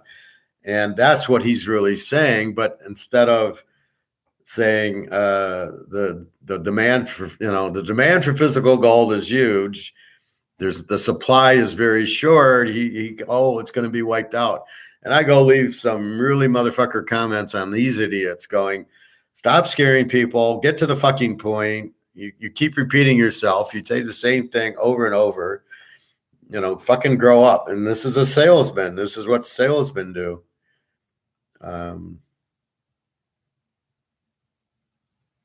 This is the girl I saw on this one show. Is this Wendy Webb, who's an investigative reporter, and she's saying professional criminals in power. Oh, I'm really surprised. I didn't know the mafia was running things. I think I've told you that a couple of times before. So basically, yeah, we know the mafia is running things. We know that they control the government. We know that J.P. Morgan controls the gold price and Vanguard and BlackRock are trying to control whatever the fuck they're trying to control. We know the government's weak and they all get bought out, and we know that these guys are doing it. So what they're trying to call fascism is basically what's been going on is mafia running the country. Well, yeah, they've been running it since the 20s and 30s, Al Capone and those guys. That's not a surprise. So what the fuck are you talking about? But that's the key, is they won't be able to, they're going to have the war, right? What happened in Godfather, the 5-family war, right? So that's what's going to happen. You think Buffett's going to listen to J.P. Morgan and they're going to listen to BlackRock and they're going to listen to Vanguard? You think all these guys are going to listen? And here's Warren Buffett. They'll never fucking get it together. So they're trying to scare everybody. And that's why I'm saying, just shut it out. Don't listen to that crap. Nick, even some gold dealer channels, there's new bad news very other day. Get over yourself. You just want people to come to your store. Well, they never answer the question. which is at what point does gold and silver price start to take off? So we all know there's a problem. It's been there for 50 years. It was there in 1980. It was there in 2000 and 2008. You had the dot-com bubble crash. Okay, that's because everybody was in the dot-coms that didn't make any profits. So people were buying IT stocks, internet stocks without revenue, without earnings. And it was selling for $100 a share. And you're like, there's no fucking earnings. Why is anybody buying this? See, I love when people ask me, how much money did you lose in 2000? I says, I didn't lose anything. I'm smart enough to see the signs, and I actually made money in a company called, starts with a P, not PeopleSoft. It was a company that tested Y2K, and it would fluctuate between 45 and 55. And I remember I was working at Hiram Walker, talking to the VPs, and I said, when it hits 45, I buy it. When it hits 55, I sell it. And it would just go through that pattern, and we would just laugh. It's time to buy. Oh, it's time to sell. And it was amazing how at 45 it would go up, and at 55 it would drop. And it just did it all the time. And then once Y2K was over, once it hit January and nothing happened, then I didn't buy it again. Okay, you served your purpose. Goodbye. But I very rarely, bought a lot of stock anyway. I mean, I was in 401ks and stuff like that, but, I didn't care. So, how much money did I lose in 2008? Zero. How much money am I going to lose now? Zero. Because I can see it coming. If you see it coming and you understand action, reaction, I print money. Geez, I guess you're going to raise interest rates. I better get the fuck out of the stock market and buy gold and silver, because you're fucking the dollar up. Now, normally they fucked it up anyway. They've just been holding it because of JP Morgan wanting the monopoly. We understand that, so we know what's going on. So that's what it is. But be careful, these guys. I like this. I sent this one to Jenna on Putin. So it reads, Putin finally gave up. Dozens of Russian landing attempt completely failed. Ukrainian Marines delivers justified blow, and Putin finally get. So I sent that to Jenna to cheer her up. She's in Poland, but that's what you have.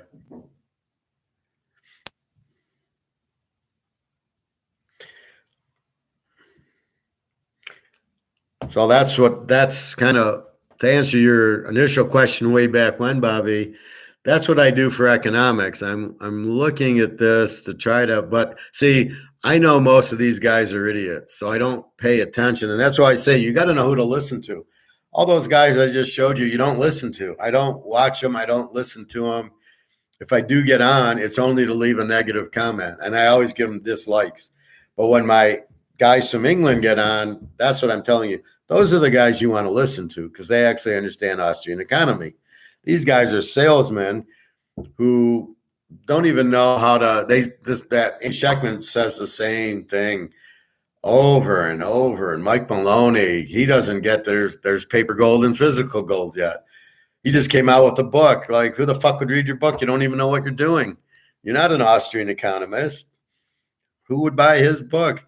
I mean, he did that 10 steps of like the economy and compared it to Rome and had the nice pictures, and he explained stuff. And you think he's the one who did it, but he didn't do it. He just takes the credit for doing it. But it's like he'd come to somebody like me, and I would explain it, and then he'd put it in pictures, and you go, oh, this guy knows what he's talking about. He doesn't know shit. All he does is come out with his charts, and this is what happened in 2008. And you're trying to explain to them, yeah, but Brady was on New England in 2008, and he's not on New England now. You can't use New England's charts.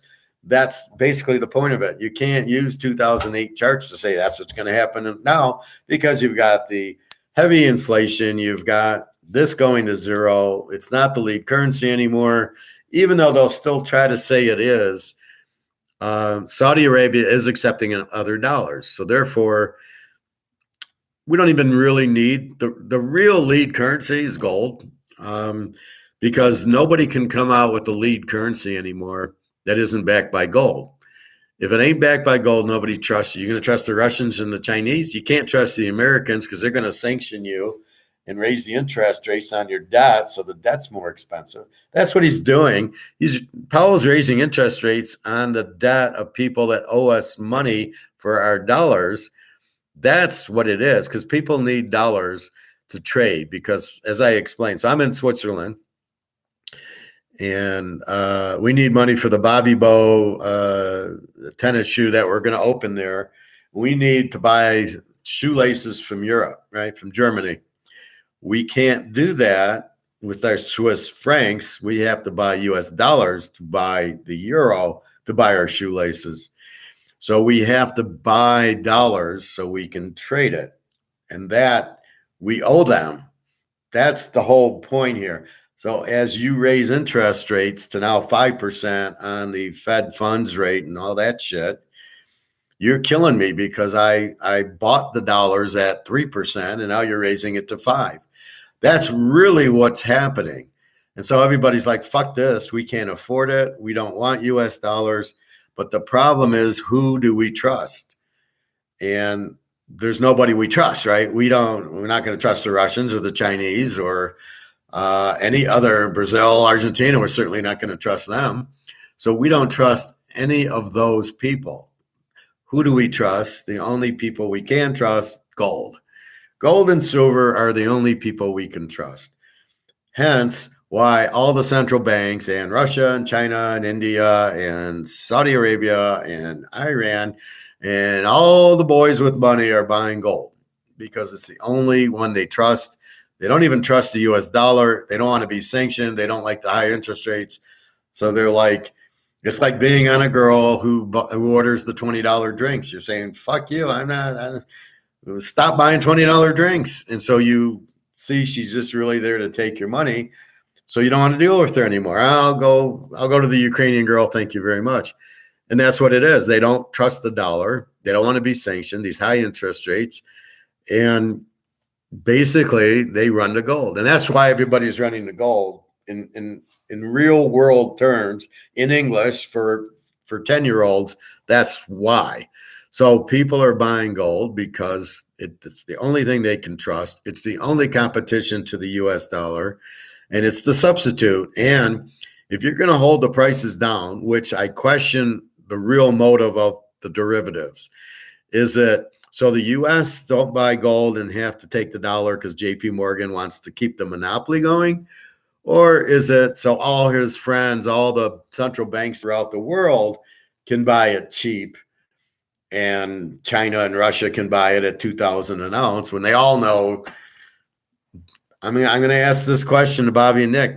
Why are you buying the Mahomes card? Because you expect it to go up, and you like Mahomes or Burrow, or I tell you to buy the Jordan. I tell you to buy the yellow cards. Why? Because you think they're going up in value or they're worth more.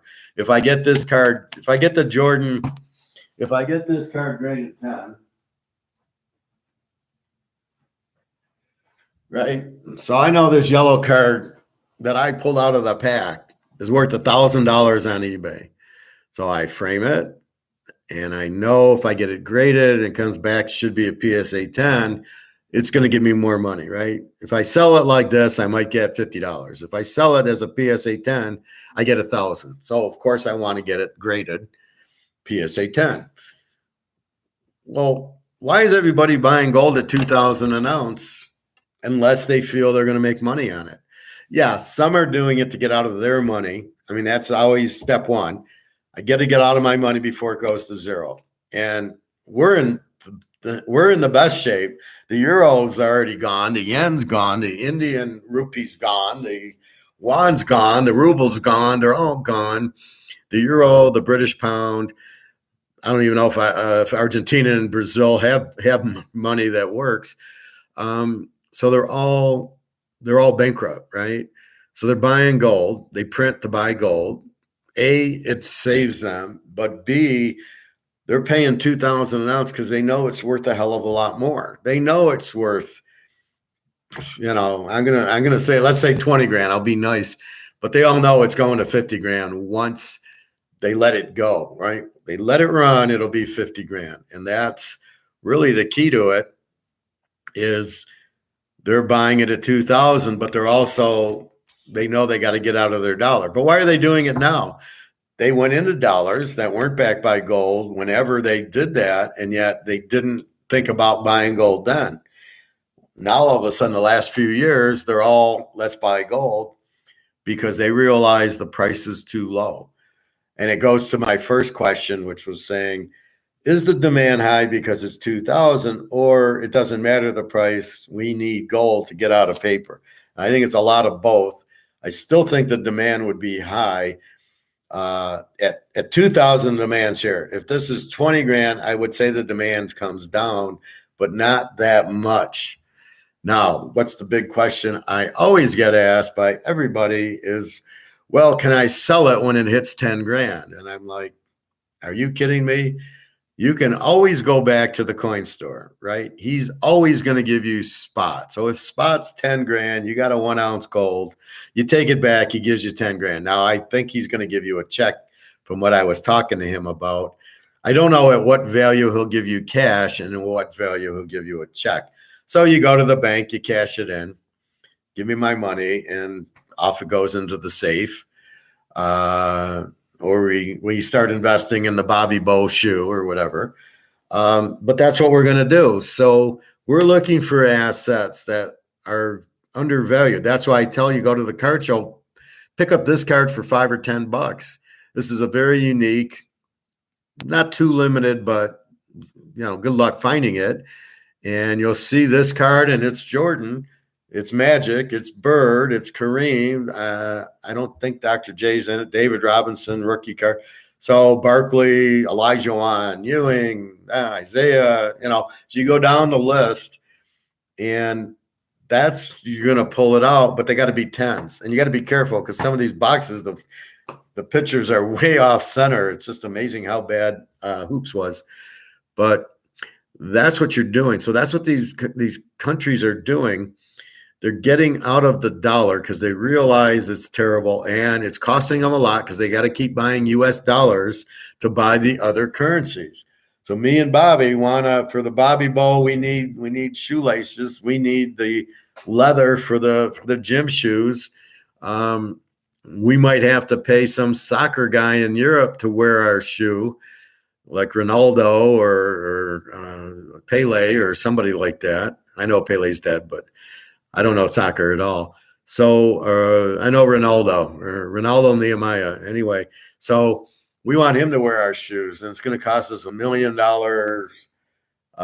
whatever their currency is. So we got to trade our Swiss francs for their currency. If we have US dollars, we just pay him in US dollars, and he's fine. So that's what they're doing, which nobody tells you because nobody can figure it out but us. And that's what's happening. So at what point does the gold finally go to the 20 or 30 or 50,000 that I'm saying? And it's when nobody wants the dollar anymore. And you can see with the 100 countries going out of the dollar that they don't want the dollar anymore. Oh, we'll have digital dollars. Well, why would anybody want a digital dollar? That's not any better. If it's not backed by gold, you don't even know what you have. So digital dollar doesn't get you out of this hole unless it's backed by gold. So the only thing that gets you out of this hole is gold. And the only way you're going to have a gold-backed currency, the price of the gold needs to be much higher because there's just too many people and too many dollars you need to print, and you can't have gold at 2,000 an ounce because you need, if we have $100 bill and I get, I don't know, a half ounce of gold with it, I go to the bank, I want my half ounce of gold. You got to give it to me. That's the point of gold, standard gold-backed currency. So you need to be able to turn your money into gold. That's the only way this mess gets solved. And this is why all the central banks, A, got to get out of their currency. B, know that 2,000 an ounce is nowhere near reality. And then so they're all going to make a little profit. And that's why they're in the mess they're in, because they are printing the money to buy it. But at 2,000 an ounce, they all know it's cheap, right? So is JP Morgan keeping the price down so all the central banks can buy it, and then he gets a kickback, which would be my thing, because he's the biggest crook in the world. I was watching some Jeffrey Epstein shit, and he was involved with that, and cover up. He covers up the gold. He covers up that. What a fucking crook, this JP Morgan. It's got to be run by the mafia, because they don't adhere to any laws, but they never go to jail. They always just get a fine. So they go print more money. You're talking about the central bank who has the monopoly on printing money. What good does a fine do them? Oh, you're fined $2 billion. Oh, okay. Hey, Charlie, can you run $2 billion off the machine and we'll give it to them? I mean, that's basically what they do. They just print more money. They are the king of the money. They're the monopoly. They are the central bank and print the money. Well, what good is a fine to somebody who has a printing press? Okay, yeah, okay. Oh, I lost the bet. Well, hey, Joe, print us 20 grand. We lost the bet. I mean, this is just fucking ridiculous. But so to say this altruism bullshit, it's already here. And if you don't want us to work, you're going to fuck yourself, because we need to work, because the way the economy works, Adam Smith, Say's Law, the way it works is we go to work, we make money, we pay taxes, and you get fat off of it. And we go buy stuff with the money we make. We buy the tennis shoes, the Michigan shirt, the glasses. We get our hair cut. We get the avocados. That's how the economy runs. If we don't have money, how are you going to run a fucking economy? What good is it going to be being the elite if there's nobody supporting you? All your little stores are going to be out of business. BlackRock, you want to sell houses? Who's fucking buying a house now? Or you want to rent them out? Who's renting a house now? Not at your price. So how are you going to stay in business? You got all these houses that's going to cost you a fortune that nobody's going to buy. What is your plan if nobody's working or can work? These guys are fucking clueless. This is the problem with Keynesians and communists. They want the government to run everything. It doesn't work. The only thing that works is the free market. I demand chocolate ice cream and you make chocolate ice cream. But I got to demand it first. I got to say, I want this and you make it, right? I want glasses. Okay. I want a car. Okay. I want a house. Okay. I want, I want buffalo to eat. Okay. If I don't say that, you don't make it. And you can't make an electric car because I don't want it. And you can't go and sell, you can't rent out your house for $3,000 a month when the market's down here at $1,200. That's why I always do this to the rib thing, because it's the clearest example of, I'll pay you $25 for a slab of ribs. You want to sell them for 40. Guess what? How many are you going to sell for 40? None, because nobody's going to pay 40. So you've got to be very careful. And that's why a lot of the companies are going to go out of business or have mass layoffs, which will hurt the market, which hurts the economy. A recession doesn't matter. It's slow growth. Okay, fine. And then as things become, so what you have is the 30. So here's inflation. Camry's 30,000. The market's 25. What's deflation? Deflation is Toyota realizing, fuck, I'm fucked up. I can't sell any cars for 30,000. So what they call deflation is the price going down to 25. I call it free market. Now you're back at market, right? They want to call it deflation. Is there anything wrong with that? No. That's normal, is to let the price go to the market. That's what you're supposed to do. Why? It's not a big deal. It's, well, we're not going to pay extra. We're only going to pay you this. Well, you better figure it out. You either go out of business or you stay in business, find ways to cut your cost, or you're going to lose money and your stock's going to tank because you're not going to sell it. So deflation is not bad, number one. That idiot lawyer thinks it's bad. There's nothing wrong with deflation. It's just the price is going back to market, right? So the price was high, it's dropping. But again, you're talking prices. deflation of the currency is great because there's less of it, but you still already killed the value of the currency. So there is no such thing. The deflation is not bad. Inflation is not good. Printing more money and losing value on money, how the fuck is that good at all? So I don't agree with inflation. I think it's just based on, I think with competition, the prices should be low.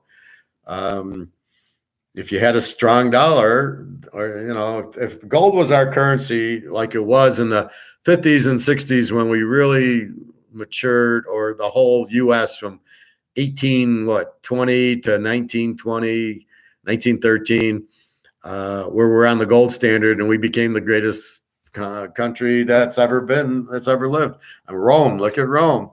How did they grow? They had gold as their coins and they couldn't print. Da da da da da. They were a great empire. And then what happens? They start stealing it. They start inflating their money by taking the gold out of the coin. And guess what happens? They go. Now they're in the cellar. They're the losing team.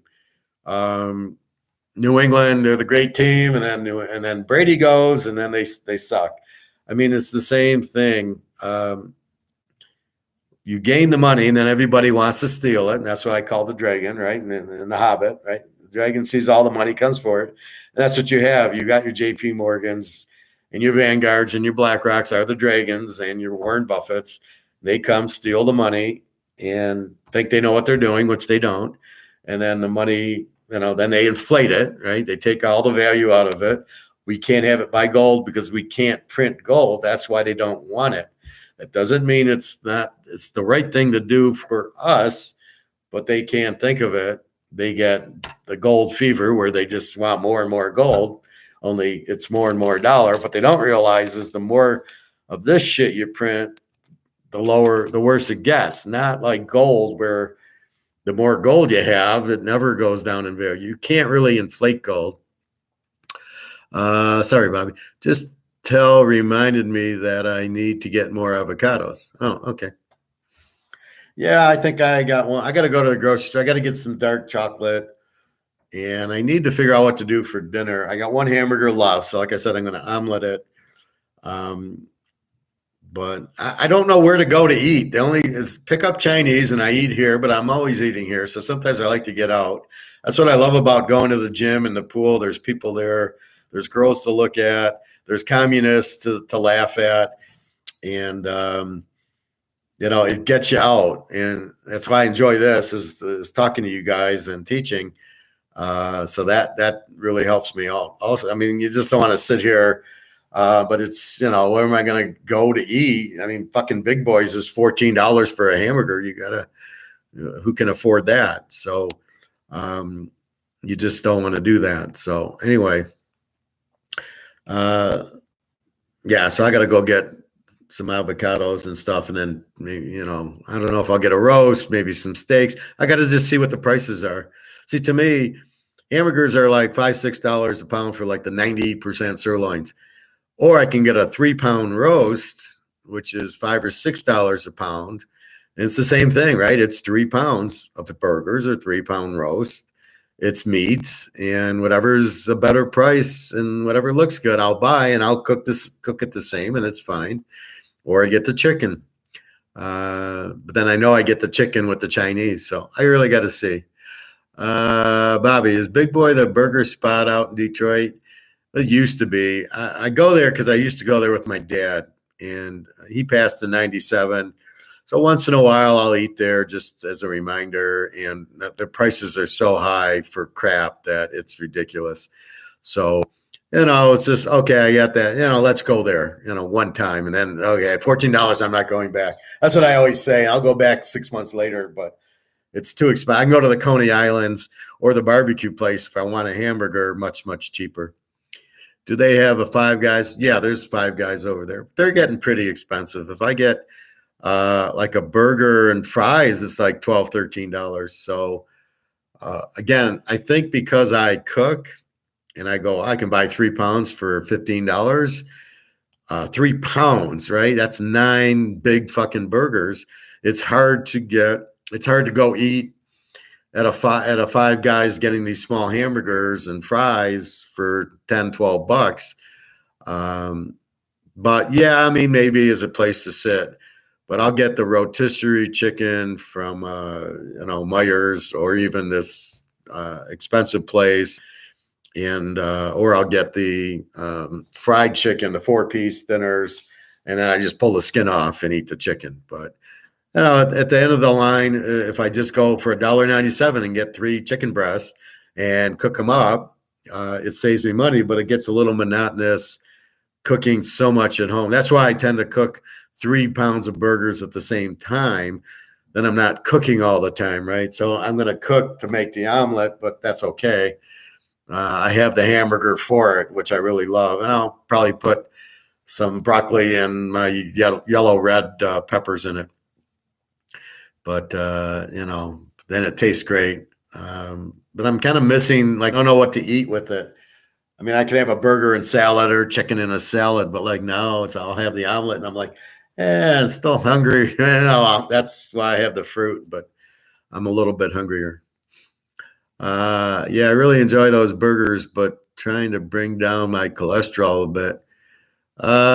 Don't worry about your cholesterol, Bobby. The body's fine with the cholesterol.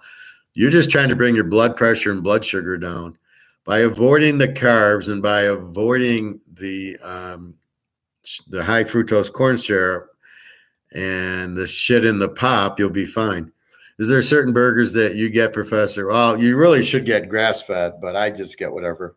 I get sirloin, like 91% sirloin, 9% fat. But, they tell you to get, well, first of all, you cook them. And you cook them, you either broil them or put them in the frying pan with olive oil and your seasonings, and you don't use the high fructose corn syrup, barbecue sauce, dressing, or ketchup. That's one way to avoid it. But if you cook the burgers, I don't think don't worry about the way the guy explained. Go watch the doctor on cholesterol that when I gave you Stan Enberg or whatever, the Swedish decathlete. He says cholesterol really isn't the problem. If you get your high fructose corn syrup, if you get your insulin resistance down and get the sugar out of your body, everything will clear up. The cholesterol, the way he explained cholesterol was, you're sitting in an accident and you see ambulances there. So you think the ambulance is the cause of the accident. No, it gets there after the accident to clean it up. He says that's what cholesterol is. So there'll be a thing and they'll think, oh, it's because of high cholesterol. And he says, no, the cholesterol is like the ambulance. It shows up, but it's not the reason. The reason is the insulin resistance based on the high fructose corn syrup and the carbs, the high sugar that gets stuck in your cells. That's what bloats your stomach. That's what causes your liver and kidney and heart and strokes. So if you keep your sugar down, and your blood pressure will go with it. Mine's 124, okay? And it's just from not eating a lot of sugar.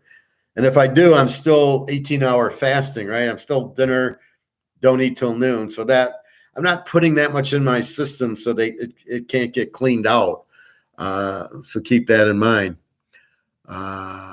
You put any toppings. I put spices on it. I'll put basil and salt and pepper and paprika and garlic, stuff like that. There's turmeric. That's what I put on the burger or the chicken. Or if I make fish, I just put some olive oil and French dressing on it. But it's this is the normal salt and pepper, which is fine for you. It's not bad for you. Your body regulates your salt anyway. If you had a whole pitcher of salt, your body would kick it out of your system. It can regulate it. But again, nobody's telling you this shit. Just like nobody tells you about gold. It's the same thing. They tell you what they want because they want to kill you. That's why they don't do anything about high fructose corn syrup, because it's why do you think diabetes is so large? Now it's a whole business. Oh, we're going to sell you these diabetes pills to get rid of it. And then I see a commercial for Golo or Go Life or something. Oh, I lost all this weight. You only lose weight by fasting and diet, and not putting the sugar in. I don't know what Golo is. It's I think you take a pill for it. You don't need to do that. Just fucking fast 18 hours a day, and occasionally you do a 48 or a 72-hour fast. watch your sugar and your carbs, no pop, watch your alcohol, and you're fine. That's all you need. You don't need anything. Your body will fix your broken leg. It'll fix your broken arm. It'll fix your insides if you fucking just leave it alone and let it do its job. But we interfere with a high fructose corn syrup. So it's trying to get that out of your system, and that's the problem. Oh shit, I put the same stuff, Professor. And no grass. If you can find no grass, fine, because you're worried about the hormones they feed the fucking cows to get them bigger.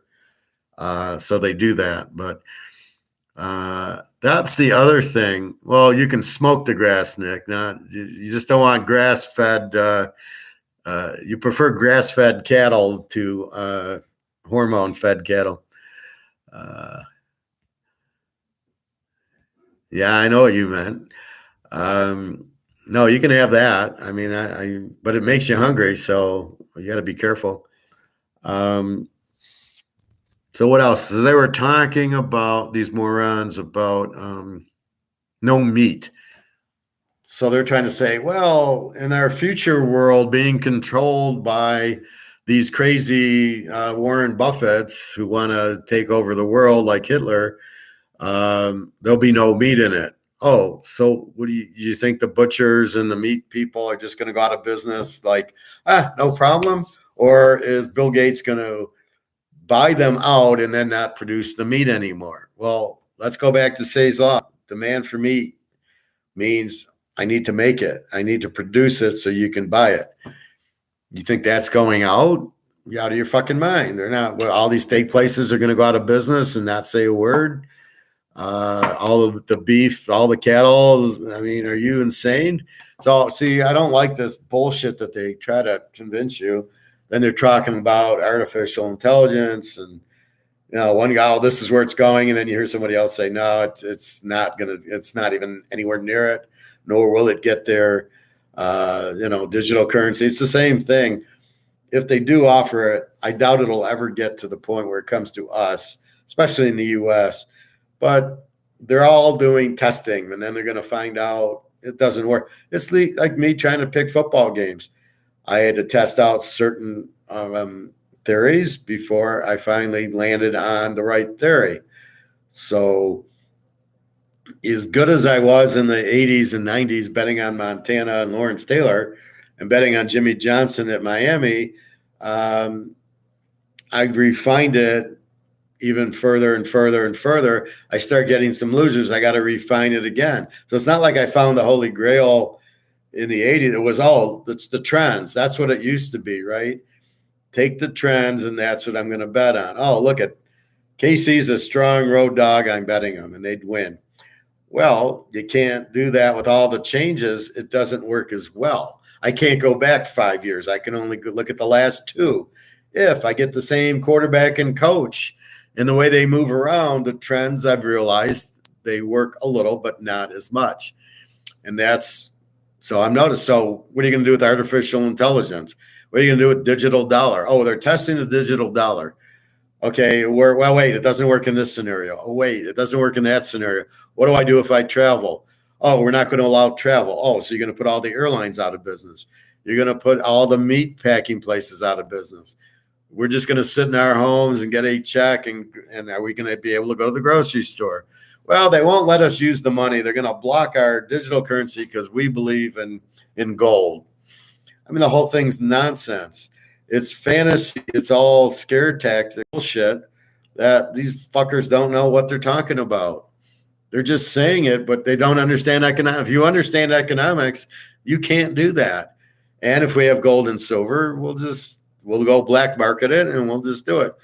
I watch Hogan's Heroes, right? So what did the Nazis do with Hitler?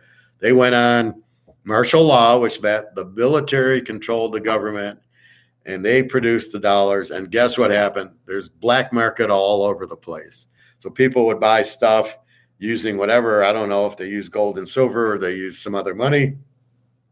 The prices were too expensive. So the black market guys would get together and go, okay, I'm going to buy you this. So, you do everything without the government. And that's what'll happen. So you have this big black market, and we'll buy meat. We'll be eating. So what you're saying is you're gonna knock Wendy's, McDonald's, and Burger King out. I guess Burger King's kind of going out, but I don't know. So you're gonna knock McDonald's and Wendy's out? Really? And they're just going to sit there and go, oh, that's fine. They don't have it. McDonald's doesn't have any money. No, they're just going to take it. Oh, we can't get beef anymore? Are you fucking serious? You're going to put those two out of business and they're just going to say, fine. I already see Ford going to electric vehicles. They're putting themselves out of business if they're not selling gas powered ones. That whole thing makes no sense. But Toyota and Mercedes is still having gas powered cars. So I guess we'll buy those. But you think OPEC is going to go away because they want you on electric cars and therefore we're not going to have gas powered cars? You think they're going to just sit by and go, oh, that's fine? You don't think there's powerful rich guys running those companies? They're going to tell these guys to go fuck off? You got to be kidding me. I mean, this whole thing's so stupid. That's the beauty of substitute goods and competition. Over and over, it protects us, even though we don't realize it protects us, because you've got these other guys out there that McDonald's is not going to just walk away, and neither is these gas-powered cars, neither are the oil companies. They're not going to just walk away.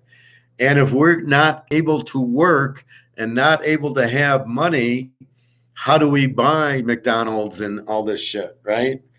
So what are you going to kill us all? Because why? Because you're superior to us? Because you're a crook? You're a fucking criminal? The whole scope of this whole thing makes no sense. It's impossible for it to happen the way they're drawing it out, and they're saying, well, we'll get the people like. So what they're saying is they'll try to lead us. They'll try to like put food out and we'll take it and then we'll be trapped. So we'll take their handouts and then we'll be trapped. We're all right. None of us can buy gold and silver. None of us are going to get out of their trap because we're too stupid. I mean, this is basically what they're saying. And it's fucking ridiculous to hear this bullshit. It really is. It really just, you just like, but this is people reporting that are clueless.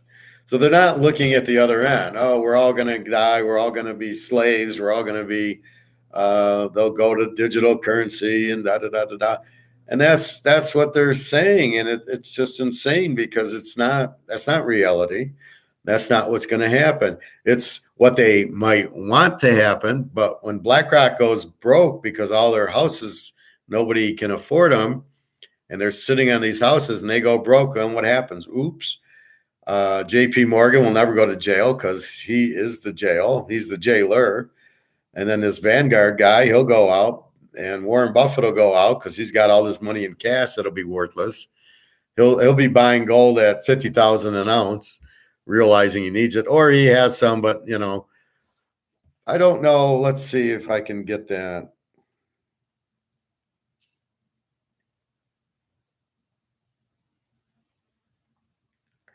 So let's do a little query.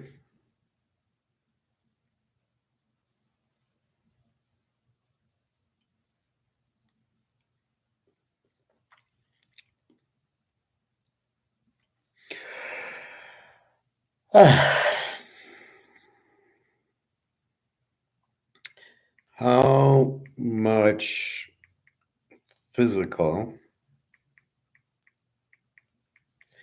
gold does Warren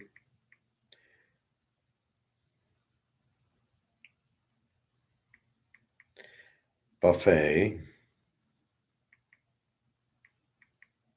own? So I'm asking, how much physical gold does Warren Buffett have? Warren Buffett invested almost $1 billion in silver. So the reason for his aversion is not simply a dislike for precious metals. The explanation for Buffett's dislike of gold and his enthusiasm about silver stems from his basic value investing. So it means he doesn't know anything. Did Buffett sell all his gold?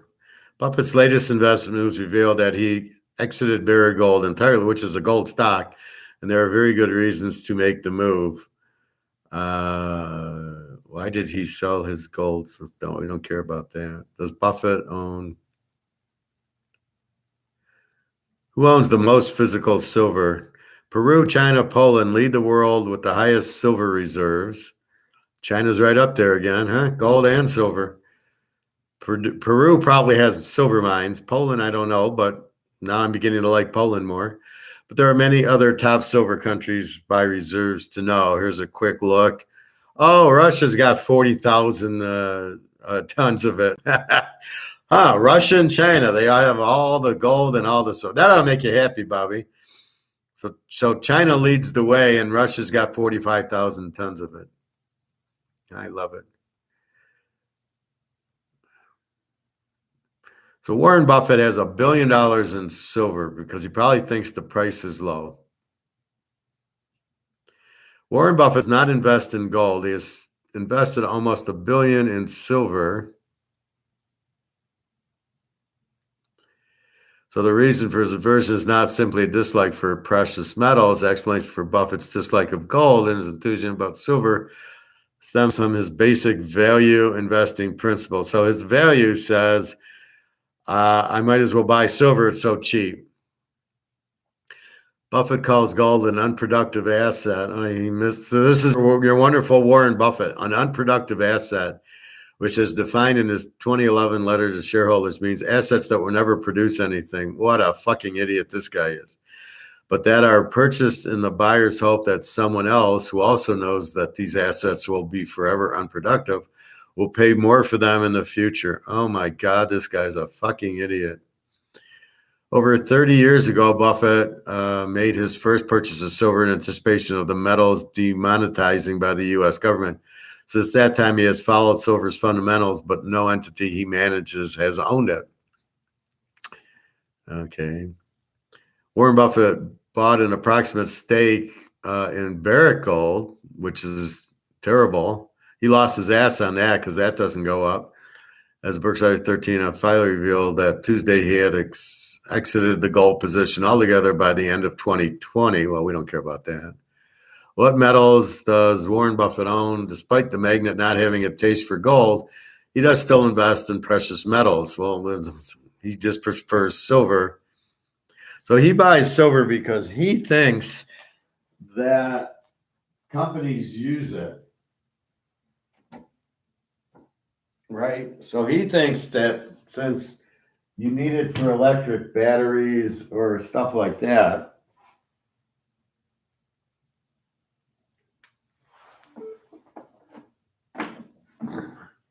so because it's a productive asset, he buys it thinking, well, they need it for batteries and cell phones and computers and whatever. So now we realize how stupid Warren Buffett is, right? He doesn't buy gold because it's unproductive. He misses the point. It's money. He misses the point that this is going to zero. So he's ambivalent to the point, or ambivalent to the point. Sorry, I won't go high on you. He's totally ignorant to the fact that this has no value and is going out and is not going to be the reserve currency, because it's only there because people want it, but nobody wants it. And it's only there because of OPEC, which now is dealing with China and the other countries. So he won't admit that the dollar's going out. He thinks you can just print. So he doesn't understand that gold is the real money and will be the monopoly and is the competition and the substitute for the US dollar. He is fucking clueless. This is because he's a billionaire, he's smart. Well, this is my problem with that. When they say because he's a billionaire, he must be smart. And I'm not a billionaire, so I can't be smart. This is what I just sit there and just, shake my head, as Bobby would say, shake SMH, shake my head. And that's what it is. It's just, you can't believe the stupidity of this guy. And they think, oh, he's so smart. What does he do? He doesn't do anything. He buys like 1 million shares of Coca-Cola and 1 million shares of Disney, and people think he's a good investor. No, you're not a good investor. A good investor would pick Mercedes and get out short Ford because of the interest rates. That's what a good investor does. anybody could see, oh, there's Microsoft, I'll buy 1 million shares of Microsoft. Or there's Amazon, I'll buy 1 million shares of that. And that's what these guys do. That's what Vanguard does. That's what JP Morgan, they just buy a lot of shares in these good companies. And then I don't know if they try to run them or what. I think that's what they try to do. And that's all it is. So it's not a big fucking deal with these guys. And that's the problem with them. They're not good investors. I mean, if I had $1 billion and I could buy 1 million shares of Coca-Cola, I'd probably be doing okay too. That's sort of like us buying $1 million worth of gold, right? We buy all the gold as our investment. The difference is the gold's never going to lose value, where Amazon or Google or whatever could run into problems and could get hurt. So that's the difference, right? But that's basically what they're doing. They're not like I'm a handicapper. I can pick the Super Bowl. It's not like I'm buying the Kansas City Chiefs. It's picking the game. That's a good handicapper. So a good investor will pick the stock, buy the stock, and then go from there. And that's not what Warren Buffett can do. He bought Barrick. He bought Barrick Gold. I would have been in Newmont Mining. I was in Newmont Mining. That's what I buy. He buys the wrong one that doesn't move. He doesn't understand it doesn't move. He buys it, and now he just sold it because it doesn't move. Yeah, I would have told you that when you bought it to buy Newmont Mining, and I would have told you to get in at 10:15 and get out at 4 o'clock every day. I would never have bought it to just sit there. Gold, as I've shown you, spikes every day at 10 o'clock. It goes down, they reprice it, and then it goes back up. But you can't comprehend that concept. Yeah, you're a real winner, Warren. So I don't like that because he comes across like he's this big smart guy. He doesn't even understand inflation is the devaluing of the dollar. He thinks it's high price. He thinks it's prices. He's clueless. He's not an economist. And this is what I try to warn you about. If you listen to these salesmen, they don't fucking know. They're good marketing and selling buy gold because the end of the world's happening. That's the problem. And they don't know what they're talking. They can't back it up. They can't prove it. They can't explain it. And if they can't, then don't listen to them, please. You must listen to somebody who explains it to you. So that's why most of these guys I just do not listen to, do not want to have any desire to listen to them. There's no point in it. Anyway. So these guys worry about deflation, which is the prices coming down the market, which there's no reason to worry about it. The economy doesn't always grow. It sometimes shrinks because it can't always go up. See, that's really the thought of what these Keynesians, the communists, are doing. They think, well, we'll just keep printing money. And if we keep printing money, the economy will continue to grow. And they think it's good that the economy just keeps growing and growing and growing and growing. I agree with that as far as that it's good for the economy to grow, but not the method they use. The method they use is printing money, which they don't understand the values that. So they miss that whole point. We'll print more and we'll just throw it out there, and that'll help the economy. People will go buy computers if we give them money, and that's what they're hoping for. And that's really what you just, you look at it and go, no, dudes, that's not the key to it. So that's really what you're trying to avoid is the inflation to grow the economy. The best way is everybody likes the Bobby shoe and they go buy the Bobby shoe. But really, it's a finite amount of money. Whether it buys the Bobby Bow shoe or it buys hamburgers at Big Boys or it buys steak or it buys Michael Jordan cards. See, I think if you're in Bitcoin, the economy is not going to grow because I don't know that you show that anywhere. How do you show if people buy baseball cards? How do you show if you buy gold? How do you show if you buy the Bitcoin? How does that show the economy is growing? Yet it is, because you're taking your money and you're buying something. The problem with this, The guy who sold it benefits. With the gold, the coin store benefits. He makes money.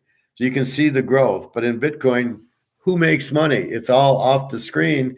So the economy might be growing, but the problem with Bitcoin for the economy, it's not US.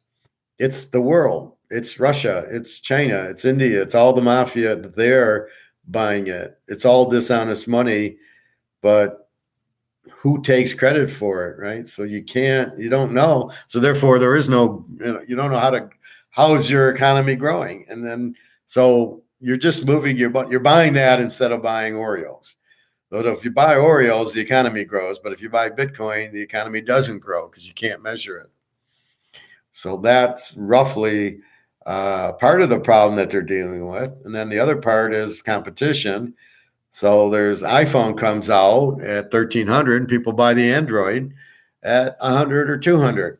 And that lowered the price, which is actually good for the consumer and the Say's Law people. And it's good for the economy that you can get things cheaper. It's not good if you have to keep paying more for goods and services. It's better if you pay less and you save your money to invest. So if my rent went down to $200 a month instead of $1,400, I can go buy another ounce of gold. See, that would benefit me. But at $1,400, I'm now limited to, I got to pay rent. So now I only have X amount left. So I got to shop around and see where the cheapest rent is because I don't care where the hell I live now. So this will be interesting. Now, what they're trying to do in Europe is keep an eye on Europe, everybody. So what they're trying to do in Europe is basically starve them out and the utilities. So heat's very expensive in the winter in Europe. And then food's expensive. So they can't do both. And so the government will bail them out saying, here we go. We're going to give you this. So this will help you eat or this will help your electricity. It's all part of the plan. And therefore, they'll be so happy they'll take the government handouts and then the government has them, right? Because people aren't going to have money. I'm sure the economies are bad with the inflation. I'm sure they're high. Their prices are high. My pregnant friend in Romania says they're very expensive. Prices are going up, and the whole thing. So that's what you really have. So the inflation's all over, and the government will be the savior, right? The savior of Rome, the government. So they're going to say, oh, well, we'll give you this handout. And people will take it because they're starving. And oh, you want to keep, it's like if a dog comes to your house and you feed it, you can't get rid of him because he comes for the food. And that's the problem, right? They're going to give the handout to the people. And they're starting it in Europe. And then the goal is to trap them all like Hitler. Get on the train, take a ride. Oh, well, we're going to this concentration camp with barbed wire. And we're going to kill you all in these ovens. And that's basically what they're doing. They're getting them on the train and ready to take them to the camps. And that's why you got to be very careful about taking government handouts where you need it. Or you got to be smart about it. I go buy gold and silver because the government can't control me that way. That's why you do it. So that's really the key to everything. Is you want to earn it on yourself, but you want the economy to grow because it grows because of demand. You get paid and then you spend your money, and that's why it doesn't grow with inflation. As prices go up, you can only buy less, and then there's more unemployment, and with more unemployment, you get less money in the economy, so there's less buying. So of course the economy has to slow down because there's less money to buy. Now the Keynesians, communists, will want to print more money and say, look, we got money. Here, we're going to give it to you, but it doesn't help. You have to earn the money and take it because as things get more expensive, even if you're giving me money, I still can't really do a lot with it because it's really not that much, right? You give me $500. Yeah, that's nice, but that's, it's going to pay my heat and some food. That's it. So that's what you got to be careful with. What else? So be careful when you hear the word altruism. It's fascism. It's communism. It's the government. It's what it is Silicon Valley running the government and trying to control us. That's really what it is the corporations running the government. They'll say it's a combination, but the government does not work. It's blown up. And whatever JP Morgan wants, JP Morgan gets, right? Nobody goes to jail. They can run the mafia. They can run the Bernie Madoff Ponzi scheme and nobody goes to jail. They can run Jeffrey Weinstein. Nobody goes to jail. And apparently this Jeffrey Weinstein thing is just a small part is the underage girls. There's a whole huge financial thing that he ran a Ponzi scheme. And this Sam the Anvil Neinhardt guy with the FTX or whatever, he was running a Ponzi scheme. So it's amazing all these Ponzi schemes out there that don't really get reported. And I think JP Morgan's behind all of these Ponzi schemes. So be very careful when anybody offers you something too good to be true. Wait a minute, it's 6%, you're giving me 15. How are you doing it? The only way is with the Ponzi scheme. Or if you buy gold and silver, then it's not a Ponzi scheme because you're buying the gold and silver and you're going to make a lot more than 10%. So that's what you got to realize. And it's not a Ponzi scheme because you're just found an investment that's going to give you a lot more than 10%. As I said yesterday, it's a huge percentage we're going to make on silver and gold. But that is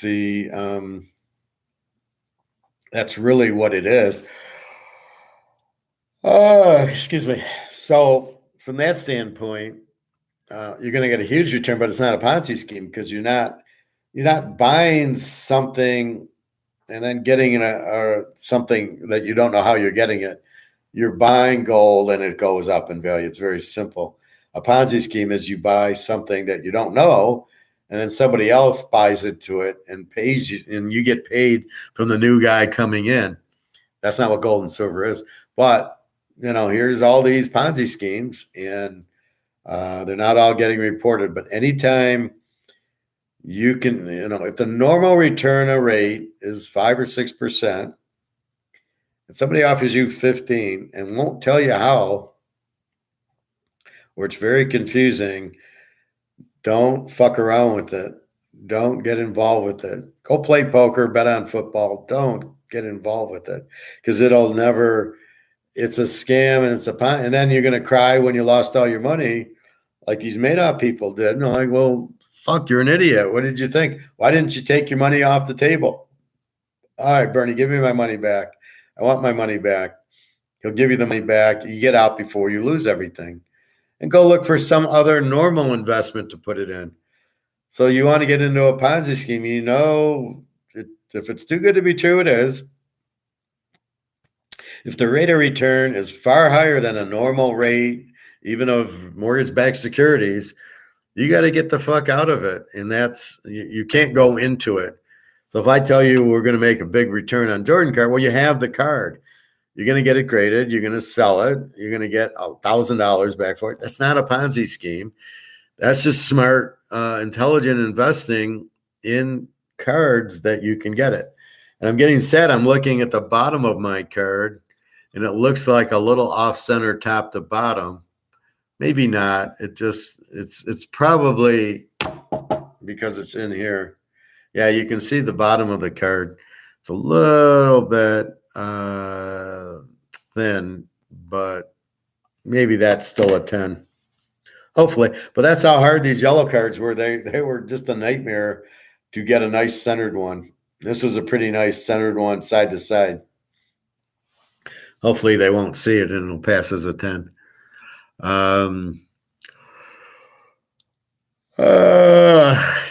Boy, I get hungry, even though I have my avocado.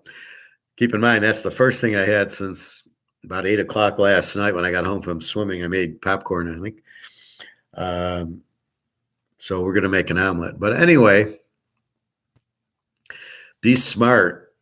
use your brain or ask me, what do I think of certain things?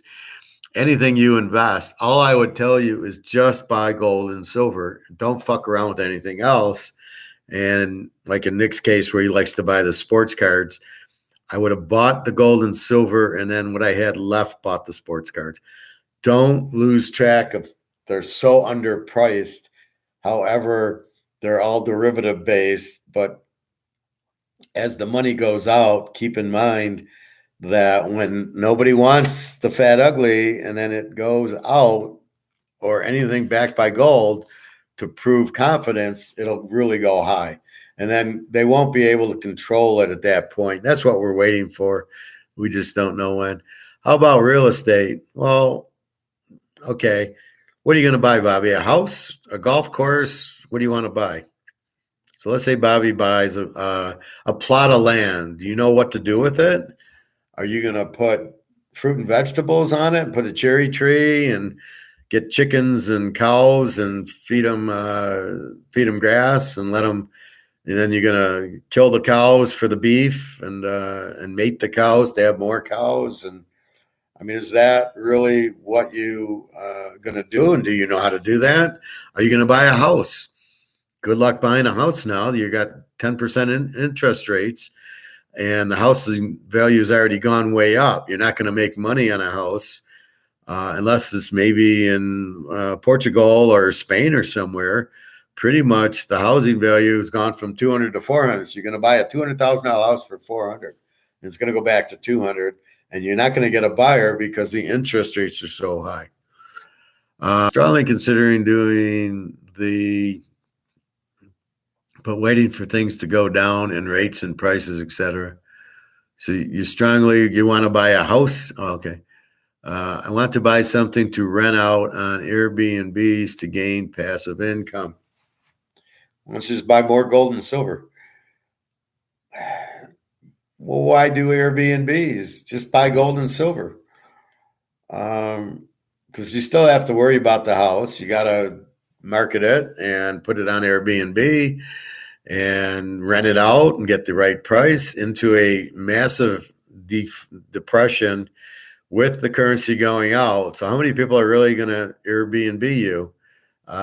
Maybe some for now, but once the shit hits the fan, unless you take gold and silver that way, that might be, you'd be the only one going, well, I need an ounce of gold to spend the week at my house. Oh yeah, I'm still going to buy the metals. Well, that would be my only concern. Okay, so you buy a house, you're going to pay 10% interest on it, which is huge, in inflated dollars. You're going to get, what are you going to get? US dollars? Do you want US dollars? And you're going to take your US dollars and buy gold and silver with it, I imagine. What's your return? How much is this house going to cost? And how much can you get on Airbnb? So you buy, what are you going to buy? A $500,000 house, couple bedrooms. Are you going to rent the bedroom, each bedroom out? So there's 2 or 3 families living there at the same time. In Amsterdam, I saw the guy's house, and I think the family stayed in the house, and like the guest bedroom, the guy rented out. So the people were still living there when that was like the Airbnb 10 years ago. So is there a way to maximize having 3 families in your house at the same time? Is that how Airbnb works? I have no idea. So you get passive income, but you have to look at risk and return. You're going to buy a new house or an old one. If you buy an old one, you're going to have to fix it up. What happens if they fuck up your plumbing or fuck up or cause holes in the walls? You got to fix it. There goes the money you made from them. So there's a lot of bullshit that goes into that. What do you set the Airbnb rate for the week, for the month, for the day, for the week, for the month, or the weekend? How much do you look at okay, my mortgage is $3,000 a month. So I got to charge $750 a week just to break even on the 3,000. Does that include insurance and property taxes? So, and then can I get 750 a week? I imagine you could, but is there enough demand to go into the Airbnb? Do I really want to live in your house or do I want to be at a hotel? So really, I don't know the market. That's what you need to do. You're better off in the Bobby Bow tennis shoe, to tell you the truth. You need to know what the market is. What can you get? So the first thing you need to do is say, what can I make on an Airbnb? And if you buy a 3 or 4 bedroom house, you probably want 4 people, 4 families in your house at the same time. You don't want to just rent it out to one family, right? Is that a possibility on Airbnb? Can you have a 3 bedroom house and rent out all 3 of the bedrooms to 3 different families? And then you're making, you know, 2,500, 800 a week. So you're getting 2,400 a week. Well, then, yeah, it sounds good. And then the damage. And then do you buy food for it? You got to have a working fridge and microwave and oven, pots and pans and all the things. And I assume you provide that. They'll go to the grocery store and buy their shit, or they'll go out to eat every day. And your location, where you're going to put it. So there's a lot of questions there that you need to research. I'm happy buying gold and silver, and I can just sit here. Still saving for my house. Jersey prices, taxes are one of the worst in the country. I'll be living at home you need to find a house maybe in, Amsterdam or Portugal or something. Yeah, you probably don't want to be in Jersey. You probably want to look for a cheaper area. Maybe that's Florida, in Bobby's neighborhood. Well, maybe Bobby, why don't you buy the house and let Nick, stay in it? He'll give you some rent that he can afford, and you'll have somebody that you can trust living there. I think you should do that, Bobby. Then you can rent it out. You don't need this Airbnb shit. So do you want Airbnb or do you want a regular renter? These are other questions. Maybe you have a renter in one bedroom and Airbnb in the other bedroom. And you tell the renter, I Airbnb, we're going to have guests. And if you don't like it, don't live here. Oh, yeah, I love Florida. I got to Fort Lauderdale all the time. Well, there you go. Bobby's in Tampa. He can take in a tour, show you the Derek Jeter, Tom Brady house. It's like $40 million. I'm sure Bobby will take you there in his country club, and he'll make frog legs and pig's ears for you. So you can have fine dining to it. So, yeah, you're going to cook the people of the pig's ears, Bobby? You're going to put that on the menu for the Airbnb guys? If you want, I'll cook for you and go from there. So that'll be interesting. So there's a lot of questions about Airbnb. What does the demand look like and what's the price point? So what price could you rent your house out and get? I'll take Bobby out to Martoreno's in Lauderdale as a gift. All right. What's that? Is that a steakhouse?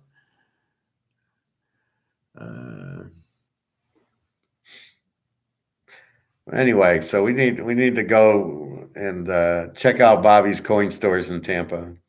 See what he's doing.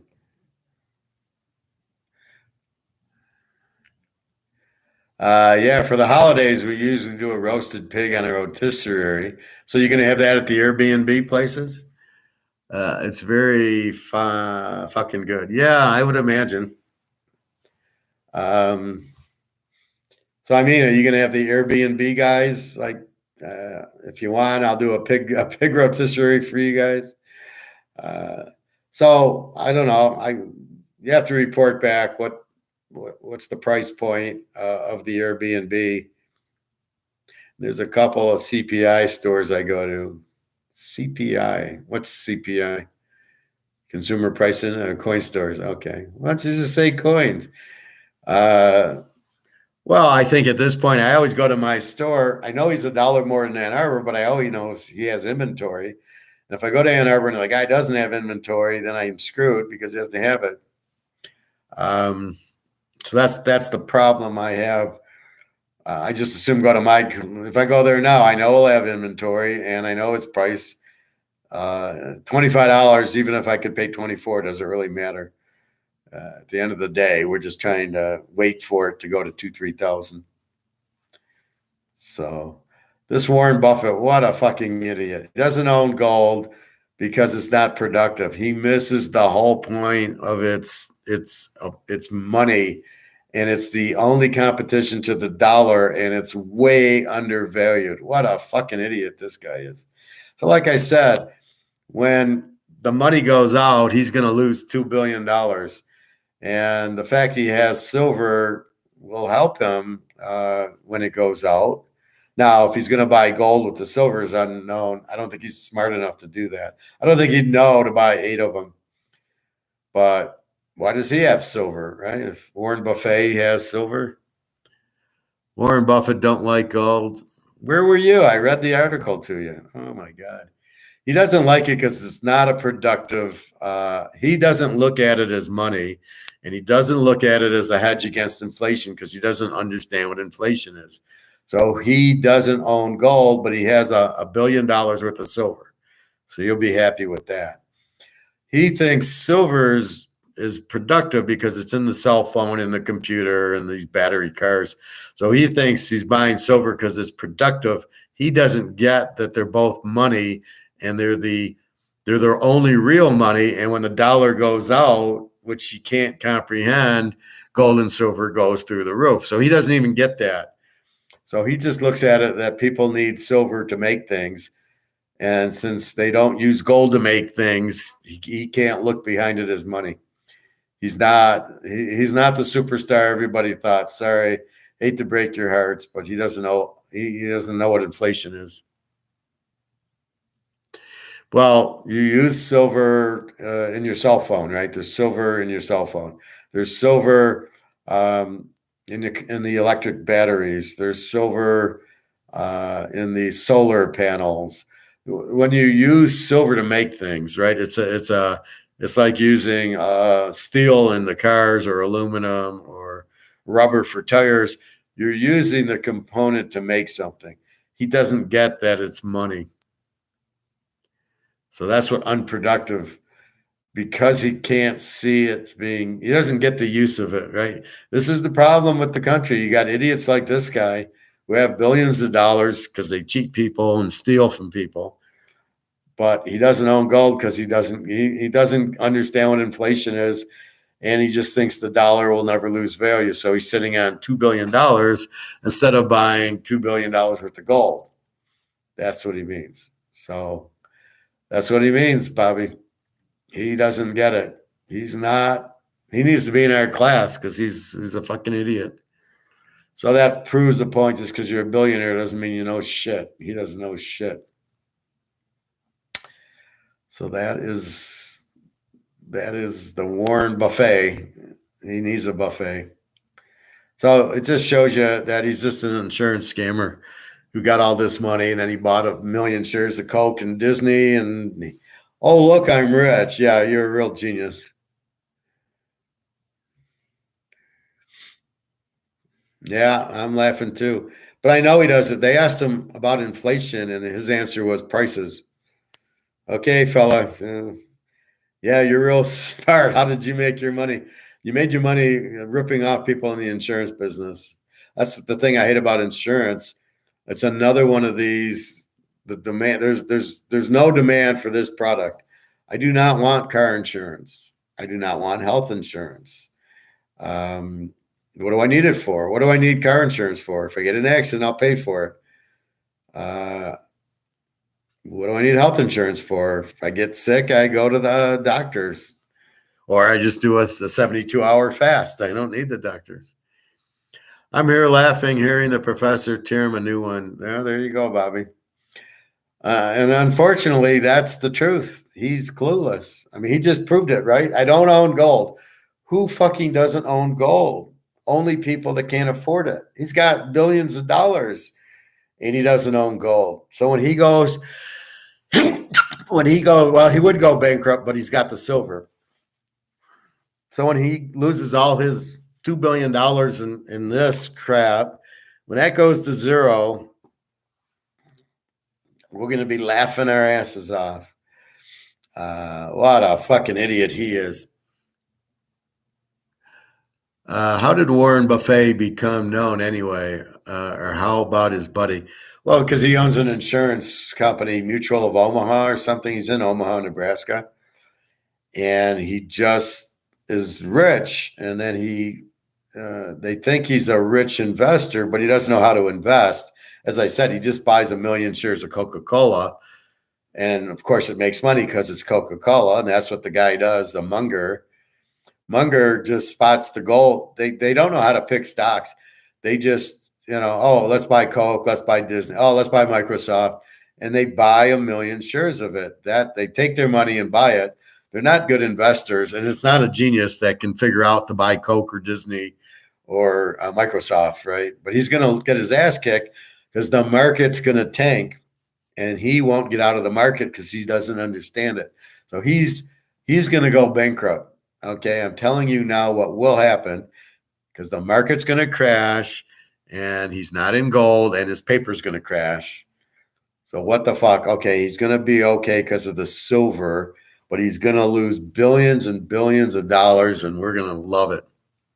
And then he won't be able to control us like we're slaves. Charlie Munger looks so old that he makes Joe Biden look like a Joe Burrow. Joe Mama, yeah, he, just because you have money doesn't mean you're intelligent, or just because you don't have money and live in an apartment doesn't mean you're an idiot. You're smart because you're smart. If you happen to have $1 billion, people would tease me, well, if you're so smart, why don't you have $1 million in stock? And I go, because I don't have the money to invest. If I have a $10,000, I turn 60 into 100. Does that count? But I can't turn 60 into $1 million. But then I sold it all to buy gold and silver. So at the end of the day, if silver goes to 50,000 and I'm a multimillionaire, I guess I get the last laugh. Maybe I am smart because now I have $1 million. I mean, that's the crazy. If I got 10 grand, I can't turn it into $1 million, no matter how smart I am. Why don't you give me $1 million? I'll turn it into 2 for you. Okay, I can do that with but you can't. It's like betting football. If you bet $100, oh, why didn't you win $1 million? Well, because you win 100 when you bet 100. Or as I showed you, the 11-team teaser, I bet 10 or $20 and won 400 or 500. That's as much as what am I going to bet $1,000 on an 11-team teaser? I probably should have because I knew they were all going to win, but that would have been interesting. It would have been interesting if I had 1,000 on it to win 400,000, and we came down to the Florida State game, and I would have needed to come up with like $300,000 to cover myself, and I would have won more because Auburn and 11 won, and Florida State -1 won. So I trapped it, but man, well, I need 400 grand. Here's the ticket. That's my collateral. So I just need the money to trap, and I can't lose. You'll get it back. But that's what pisses me off. Well, you live in an apartment, so why would you know anything if you're so smart? Oh, okay, you're right. I don't know anything. Oh God, these people are so stupid. But that's all he does. He buys, and that's what Vanguard does. If you look at if you do a Google on Vanguard, you do a Google on BlackRock and JP Morgan, they own like 20% of Amazon and 20% of Google and 20% of Apple. And then if you realize when they print the money and they put it into the stock market, what they're actually doing is they own all those stuff. Totally illegal and needs to be done. I know I lost myself, but I think I'm back. It said they reconnected me, so I think I'm here. So really, that's the problem, right? These guys are they don't know, but they're just stealing. Morgan prints the money, it goes into the stocks. Everybody in the government buys those stocks, they go up. That's why the market's high. It's got nothing to do with any of this. If we print $1 billion, put it in the stock market, it's going to go up. Does that mean it should go up? No. Does that mean the companies? No. It just means it should go up because of supply demand, because people are buying it, right? Everybody's putting their money into the market, but that's not what's happening. They're printing money and putting it into the market in the stocks that they own. So if you just looked at what BlackRock, Vanguard, and JP Morgan own, and you just wrote them down, that's you can be rich that way. Just buy those stocks. They're printing money, putting it in, they go up, and then just make sure you get your money out before you're holding the bag and they're gone. That's the problem. Oh, I know how to make money. I'll buy Amazon. And then you keep it in too long, and then it go, and then you start crying. Oh, I lost all my money in the Ponzi scheme. Well, maybe you should have taken it out of Amazon after you made 50%. Maybe you should have said, you know what? Thank you. Off I go. And this should be who's this?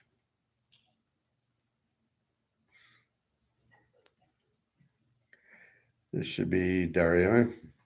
She's going to sleep.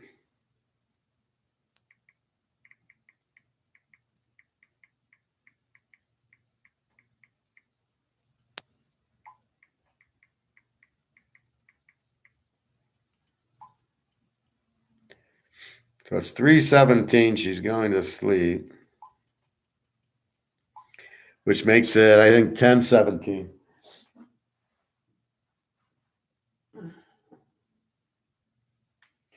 So in Russia, she needs implants, and the implants are $600 in US, roughly.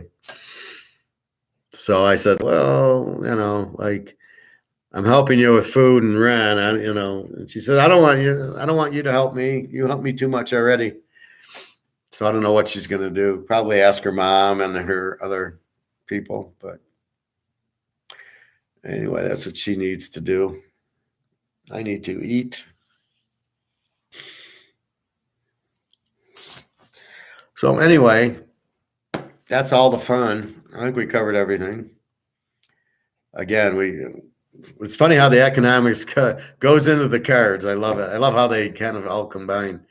But it's amazing how many people don't understand these concepts or understand this. And again, if I'm talking to the communist, he won't get it, and he'll fight that the communism's the best way to run the country and to run the economy, because the rich, he's got a problem with somebody being rich. I don't care.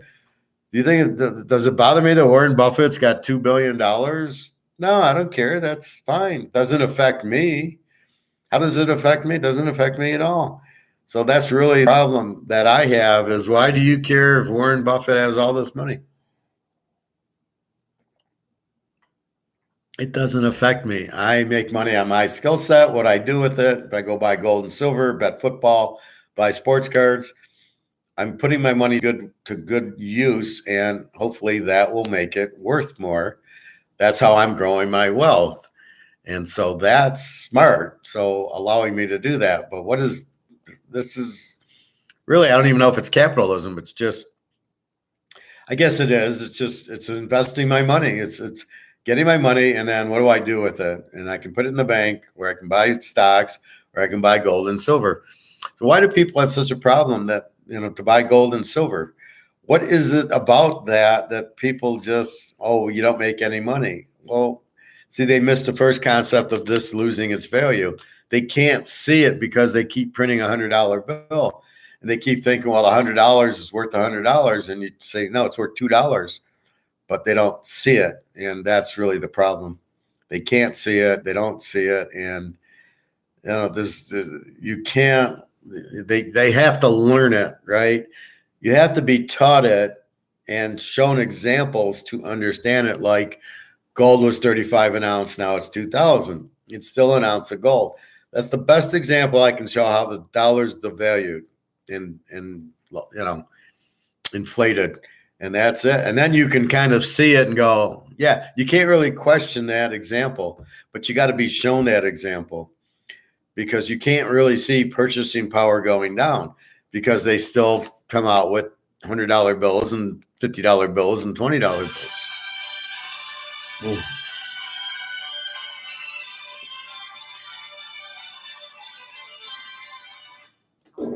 I love these strange numbers. 989. What the fuck is that?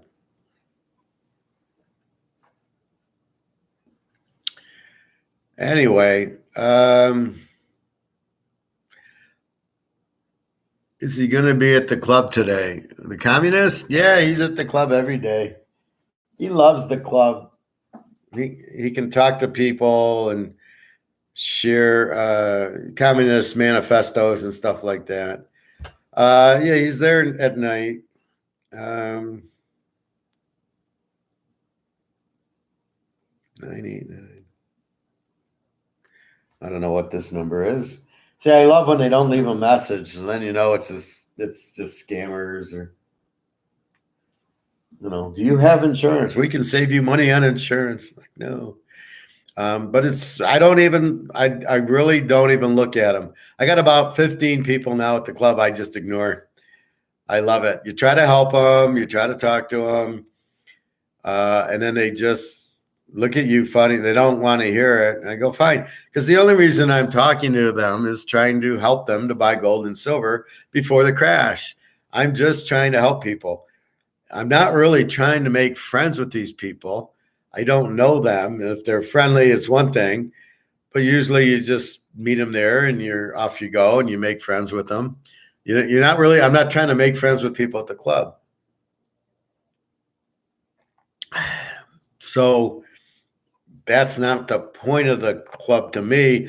I'm in the hot tub, so I'm bored. I'll talk to somebody. But I don't even remember their names half the time. Oh, hey, Howard. And I don't remember your name. It's just not important to me. What's important to me is helping them buying gold and silver. Protecting them is important to me. Even though I don't know them, that's kind of my INFJ, right? You want to help people. And but if they don't want my help, then I really look at them like there's no point, right? There's no point in talking to the communist because he's already got his mind made up. He reads Karl Marx. What am I going to talk to him about? So I listen to him and he rattles on, talking to some poor lady and, oh, it's all for the worker. And, I'm a communist. And, woohoo, I'm a communist. Let's have a party. Yeah, INFJs don't like meaningless chit chat. Well, like I get this thing, there's going to be a storm in Detroit and Spectrum says that. So I'll ask, what about this storm? But it's really not idle. I'm not really asking about I'm being told there's a storm. When's it coming? So I can prepare for it. So that's really the question of the storm. But otherwise, look at the weather. Who cares? I've realized throughout the years how much I don't like meaningless chit chat. Well, you're trying to be an INFJ, Bobby. I know you want to be one because it's a very limited group. Question is, are you psychic and intuitive? And can you read people? Then we know you're an INFJ. Then you're at my level. But yeah, I mean, and that's why I don't like working in groups. I like working alone. Is because and is because I don't really want to hear other people's ideas because I know mine's going to be smarter. And picking football is perfect because it's a different. Every game's independent, so you don't get bored. Because I'll get bored very easily. I like at poker. I get bored at poker because I go, okay, especially if I go down there and I get 2-7 and 3-8. And 9-5 and Jack 2, and I get it for like an hour. I get bored. I'm like, I can't play because I'm not going to play crap, and I'm not going to try to bluff it because what's the point in bluffing that? I mean, what's the point of bluffing? You're trying to win with no hand. Well, are you really going to do it? Only if the other guy's got shit. So you got to read the guy, see if he has shit. But if he starts betting, I can't bluff him. He's got a hand. I have a sidekick side to me, and I have great intuition. Yeah. Yeah, reading and intuition is what we are. Yeah. Yeah, and I watched some other of the videos, but yeah, it keeps saying the same thing. Yeah, you're intuitive, you're this, you're that. I've never seen the feminine part. I've not seen a video that says we're feminine. I never get that out of it. We just try to help people. It doesn't mean we're feminine, but I don't know what you're talking about with that, because all the INFJ stuff I see doesn't have anything to do with feminine or masculine. So I don't know. Read that one. Watch that one I showed you about the 15. That'll help you. The 15 traits. But anyway, I think I'll have lunch. I'm starved. And then off to my pool. I think I need gas. So like for a treat, I go buy gas, but actually the gas is cheaper around me. It's normally good in this other city about 10 minutes away. So I'll drive 10, 15 minutes to get the real cheap gas. But it's not much cheaper right now. I believe the gas station closer to me is just the same price. So why drive all that way? Although I do want to go to Walmart. I need my dark chocolate. So I might go there anyway because I want to go to Walmart's. Anyway. So it is interesting, the personalities. So like I say, I'll tell parents, I says, well, what are your personalities and what's the kid's personality? Because you got to know all that. If your kid's an INFJ, you can't talk to them like this.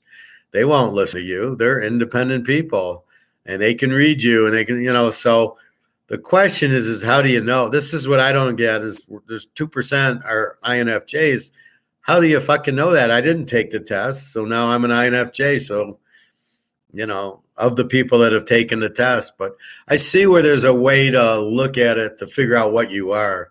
And I think more people need to see that because I think that helps you understand the person because you can't treat everybody the same, right? That's what we are, right? I'm going to talk to you different than I talk to Nick, then I talk to Phil, then I talk to the communist, that I talk to my boss when I'm working and talk to the girls. I'm going to talk to everybody a little different. The guys at poker are a little different than the guys I golf with or so you're just trying to get into the person. So you're going to speak what they say. They just do things because the person next to them did it. Well, that's, we're the communists is reading Karl Marx is really strange. How you would choose that? Let's see. Joe Stalin murdered 20 million people. The economy doesn't work. Look at Cuba. Look at Russia. Yeah, I think I'm going to learn that. Pull an Adam Smith book out or watch his video on YouTube. Okay, that makes perfect sense to read about this. But then the problem is you get these. So he's obviously being influenced by somebody because he thinks it's because of the rich CFOs and, it should be the workers. What are you talking about? We all have division of labor. You make what you make. As a financial analyst, I make what they make. And if they make $100,000 a year, that's what I make. I just had an interview 2 days ago. What is your rate? I says, give me between 105 and 120. And he was like, okay, that's fine. And I hate when they do that because you really shouldn't say. You should really just say, it's market, whatever the market pays is what I'm going to take because I'm smart enough as an economist to understand I should get paid what the market gets paid. So when they ask you if it's just like a finance recruiter like Robert Half, I'll just say market. I'll say, well, whatever my skill set gets paid is when I want to get paid. I'm not going to say 50 and then you're like, oh, okay, good. We thought we're going to have to pay you 60. And that's the problem with it. I hate that. And I know they're trying, like the guy yesterday was really just didn't want to waste my time and say, well, the job pays $75,000 and you want 100. So he did ask that. And then he's like, okay, that's fine. And I've had that before. I had an interview with some recruiter and she doesn't ask me. Then we get to the end of the phone call after 45 minutes. She says, what are you looking for? Oh, I said 100. She said, oh, the job pays 75. And I'm like, well, why the fuck did you not ask me that in the beginning? You've just wasted both of our times, 45 minutes that you could have done. And my guess was she was trying to get me to take 75. we can get $100,000 guy for 75. And that's kind of like, fuck you. If I hear that, I'm not interested because I don't want to work for you with that shit. I had one lady, I was working at a Health Alliance plan, and they call me up, the recruiter, for $50 an hour. And I said, okay, that's fine. And then I interview and I get the job, and she says, oh, they're only going to pay 40. And I said, well, I'm not interested then. And I think we met at 45. And so I went to work at GM a few months later, and the lady's looking at me, and I go, fuck you. You were supposed to be at 50 an hour, and then you screwed me at 45. I don't appreciate unprofessionalism. Like, who the fuck do you think you are trying to undersell me after we agreed on 50 and you came back at 40 and then you settled at 45? So you're trying to get a 50 for 45. So believe me, I did not work that hard there. And I was like, fuck you. I put in no effort because you lied to me and you tried to scam me. And this is what you get when you try to scam, especially INFGs, but just anybody. Who's this? Miss Daria? Yeah, she gives me the hearts.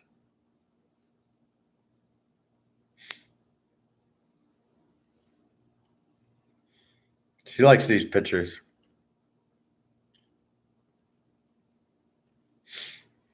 Does this make me a celebrity?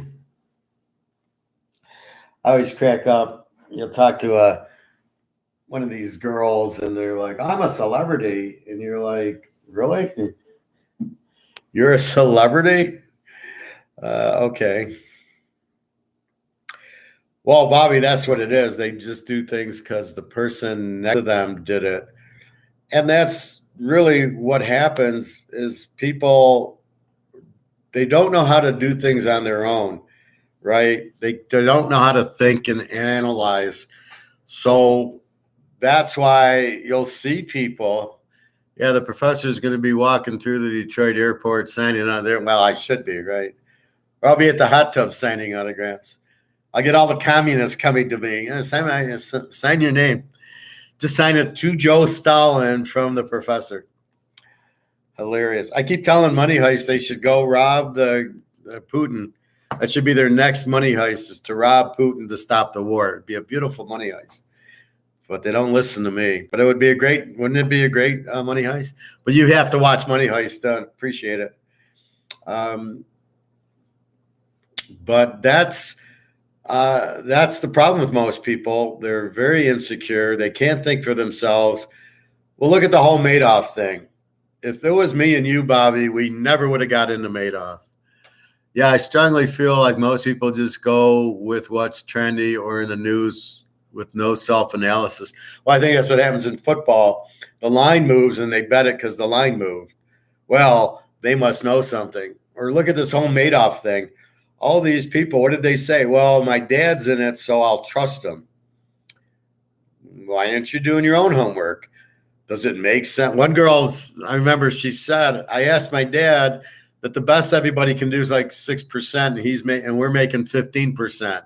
And the dad just said, shut up, and we're making 15, we won't ask questions. I would never have been in it because I would have said, you can't make 15 unless it's something illegal, and I don't want to be a part of it. And that would have been it. I would never have even joined, or I would have called and asked questions. And if I can't get an answer, I'd say, fuck you. Well, you can't, if you're asking questions, you can't be. And I'd be like, why are you afraid to answer me? I would have nailed them. Why are you afraid to answer me that? You see me with guys who put their pics on here, right? I said, I don't want to see the pic. I want the explanation. Why are you going with the Boston Celtics? Explain. And they can't. Why did you buy Bitcoin? Explain. And they can't. So I tell them to fuck off. I don't sit there. I'm going to bet Boston because you bet Boston? What the fuck do you know? And why are you betting it? And that's really the point, is if I can tell you to bet Houston because Verlander's pitching. Now, you can trust that, or yeah, that makes sense. And if he faces McCullough or Scherzer, then we're going to bet it under. You're going to get 2 runs in the game. that makes sense. You go, yeah, that makes sense. Wow, like I took Kansas City as the dog in the over. I explained it. But if you go into a fund or Madoff or Warren Buffett and he says, I don't buy gold because it's not productive, and he misses the whole inflation and gold's money and the dollar's dropping and gold's going to go through the roof because it's the only real monopoly money there is, I tell him to go fuck off. I don't care who you are. You're an idiot. And I would laugh at him if I ever, like I said, there was this girl and we were chatting on like WhatsApp. And like she says, oh, I'm a celebrity. And I go, I don't give a fuck about that. I says, if I met George Clooney at Caesar's Palace and he happened to be walking, we're at the lobby waiting to check in and he's in front of me, I wouldn't say anything.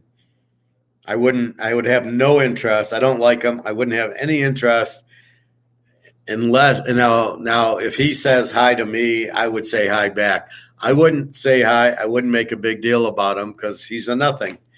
And, blew her away. And it was like, but that's how we are, us INGs. We're not impressed. I don't care. If I saw these poker players, I would not go up to them. They would have to come up to me. I was like that at the Win, right? I'm playing poker and there's a couple of professionals at the table I'm with, and I start winning. And I win a lot of money. And then all of a sudden they start coming up to me. And I'm like, yeah, I'm the professor. But yeah, most people don't know what to do. But they don't have the capability of analyzing. We do nonchalantly because we're INFJs. And that's what I'm saying about you got to know your personality type. So we sit there and we know how to do this. I know how to pick football. I know how to pick, how I quickly assemble. How do you make money on cards? Oh, you get the high demand cards, you buy them cheap. And they're high in demand, and they're Michael Jordan, and they're Mickey Mantle, and they're Bobby Bo, and they're Joe Montana. Those are highly demanded. That's what you buy. And off you go. That's why I'm saying Mahomes and Burrow, you probably want to start getting those cards. I even noticed Jefferson and Chase had some value too.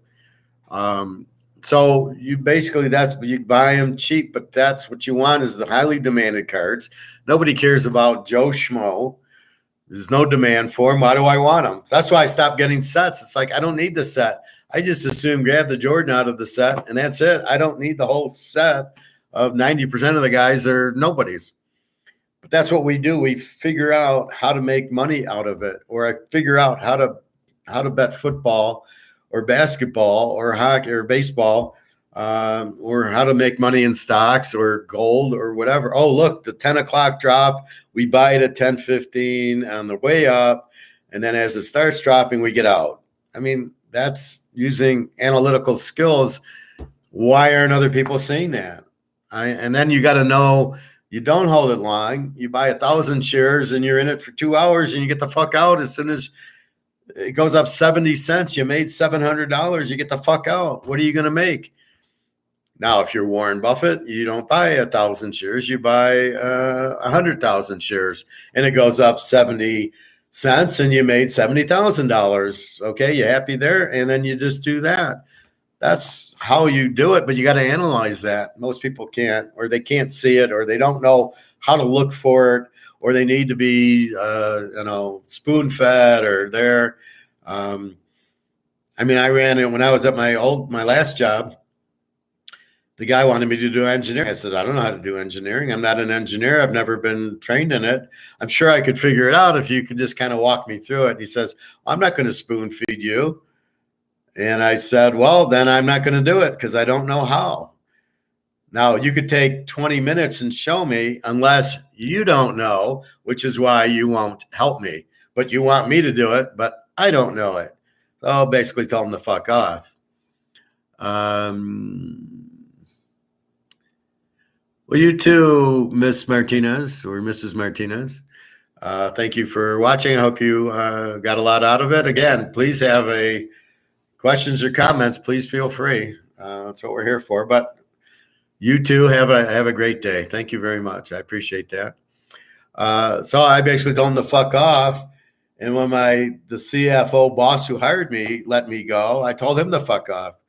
I told him, you'll be out of business by March. Well, we're coming up to March, and here comes the depression with the high interest rates. Will start kicking in, and these companies are starting to lay off, and the dollar is not going to have the value. See, when you watch some of these YouTube guys, they don't get it. They don't realize we're not but we don't need to be the reserve currency.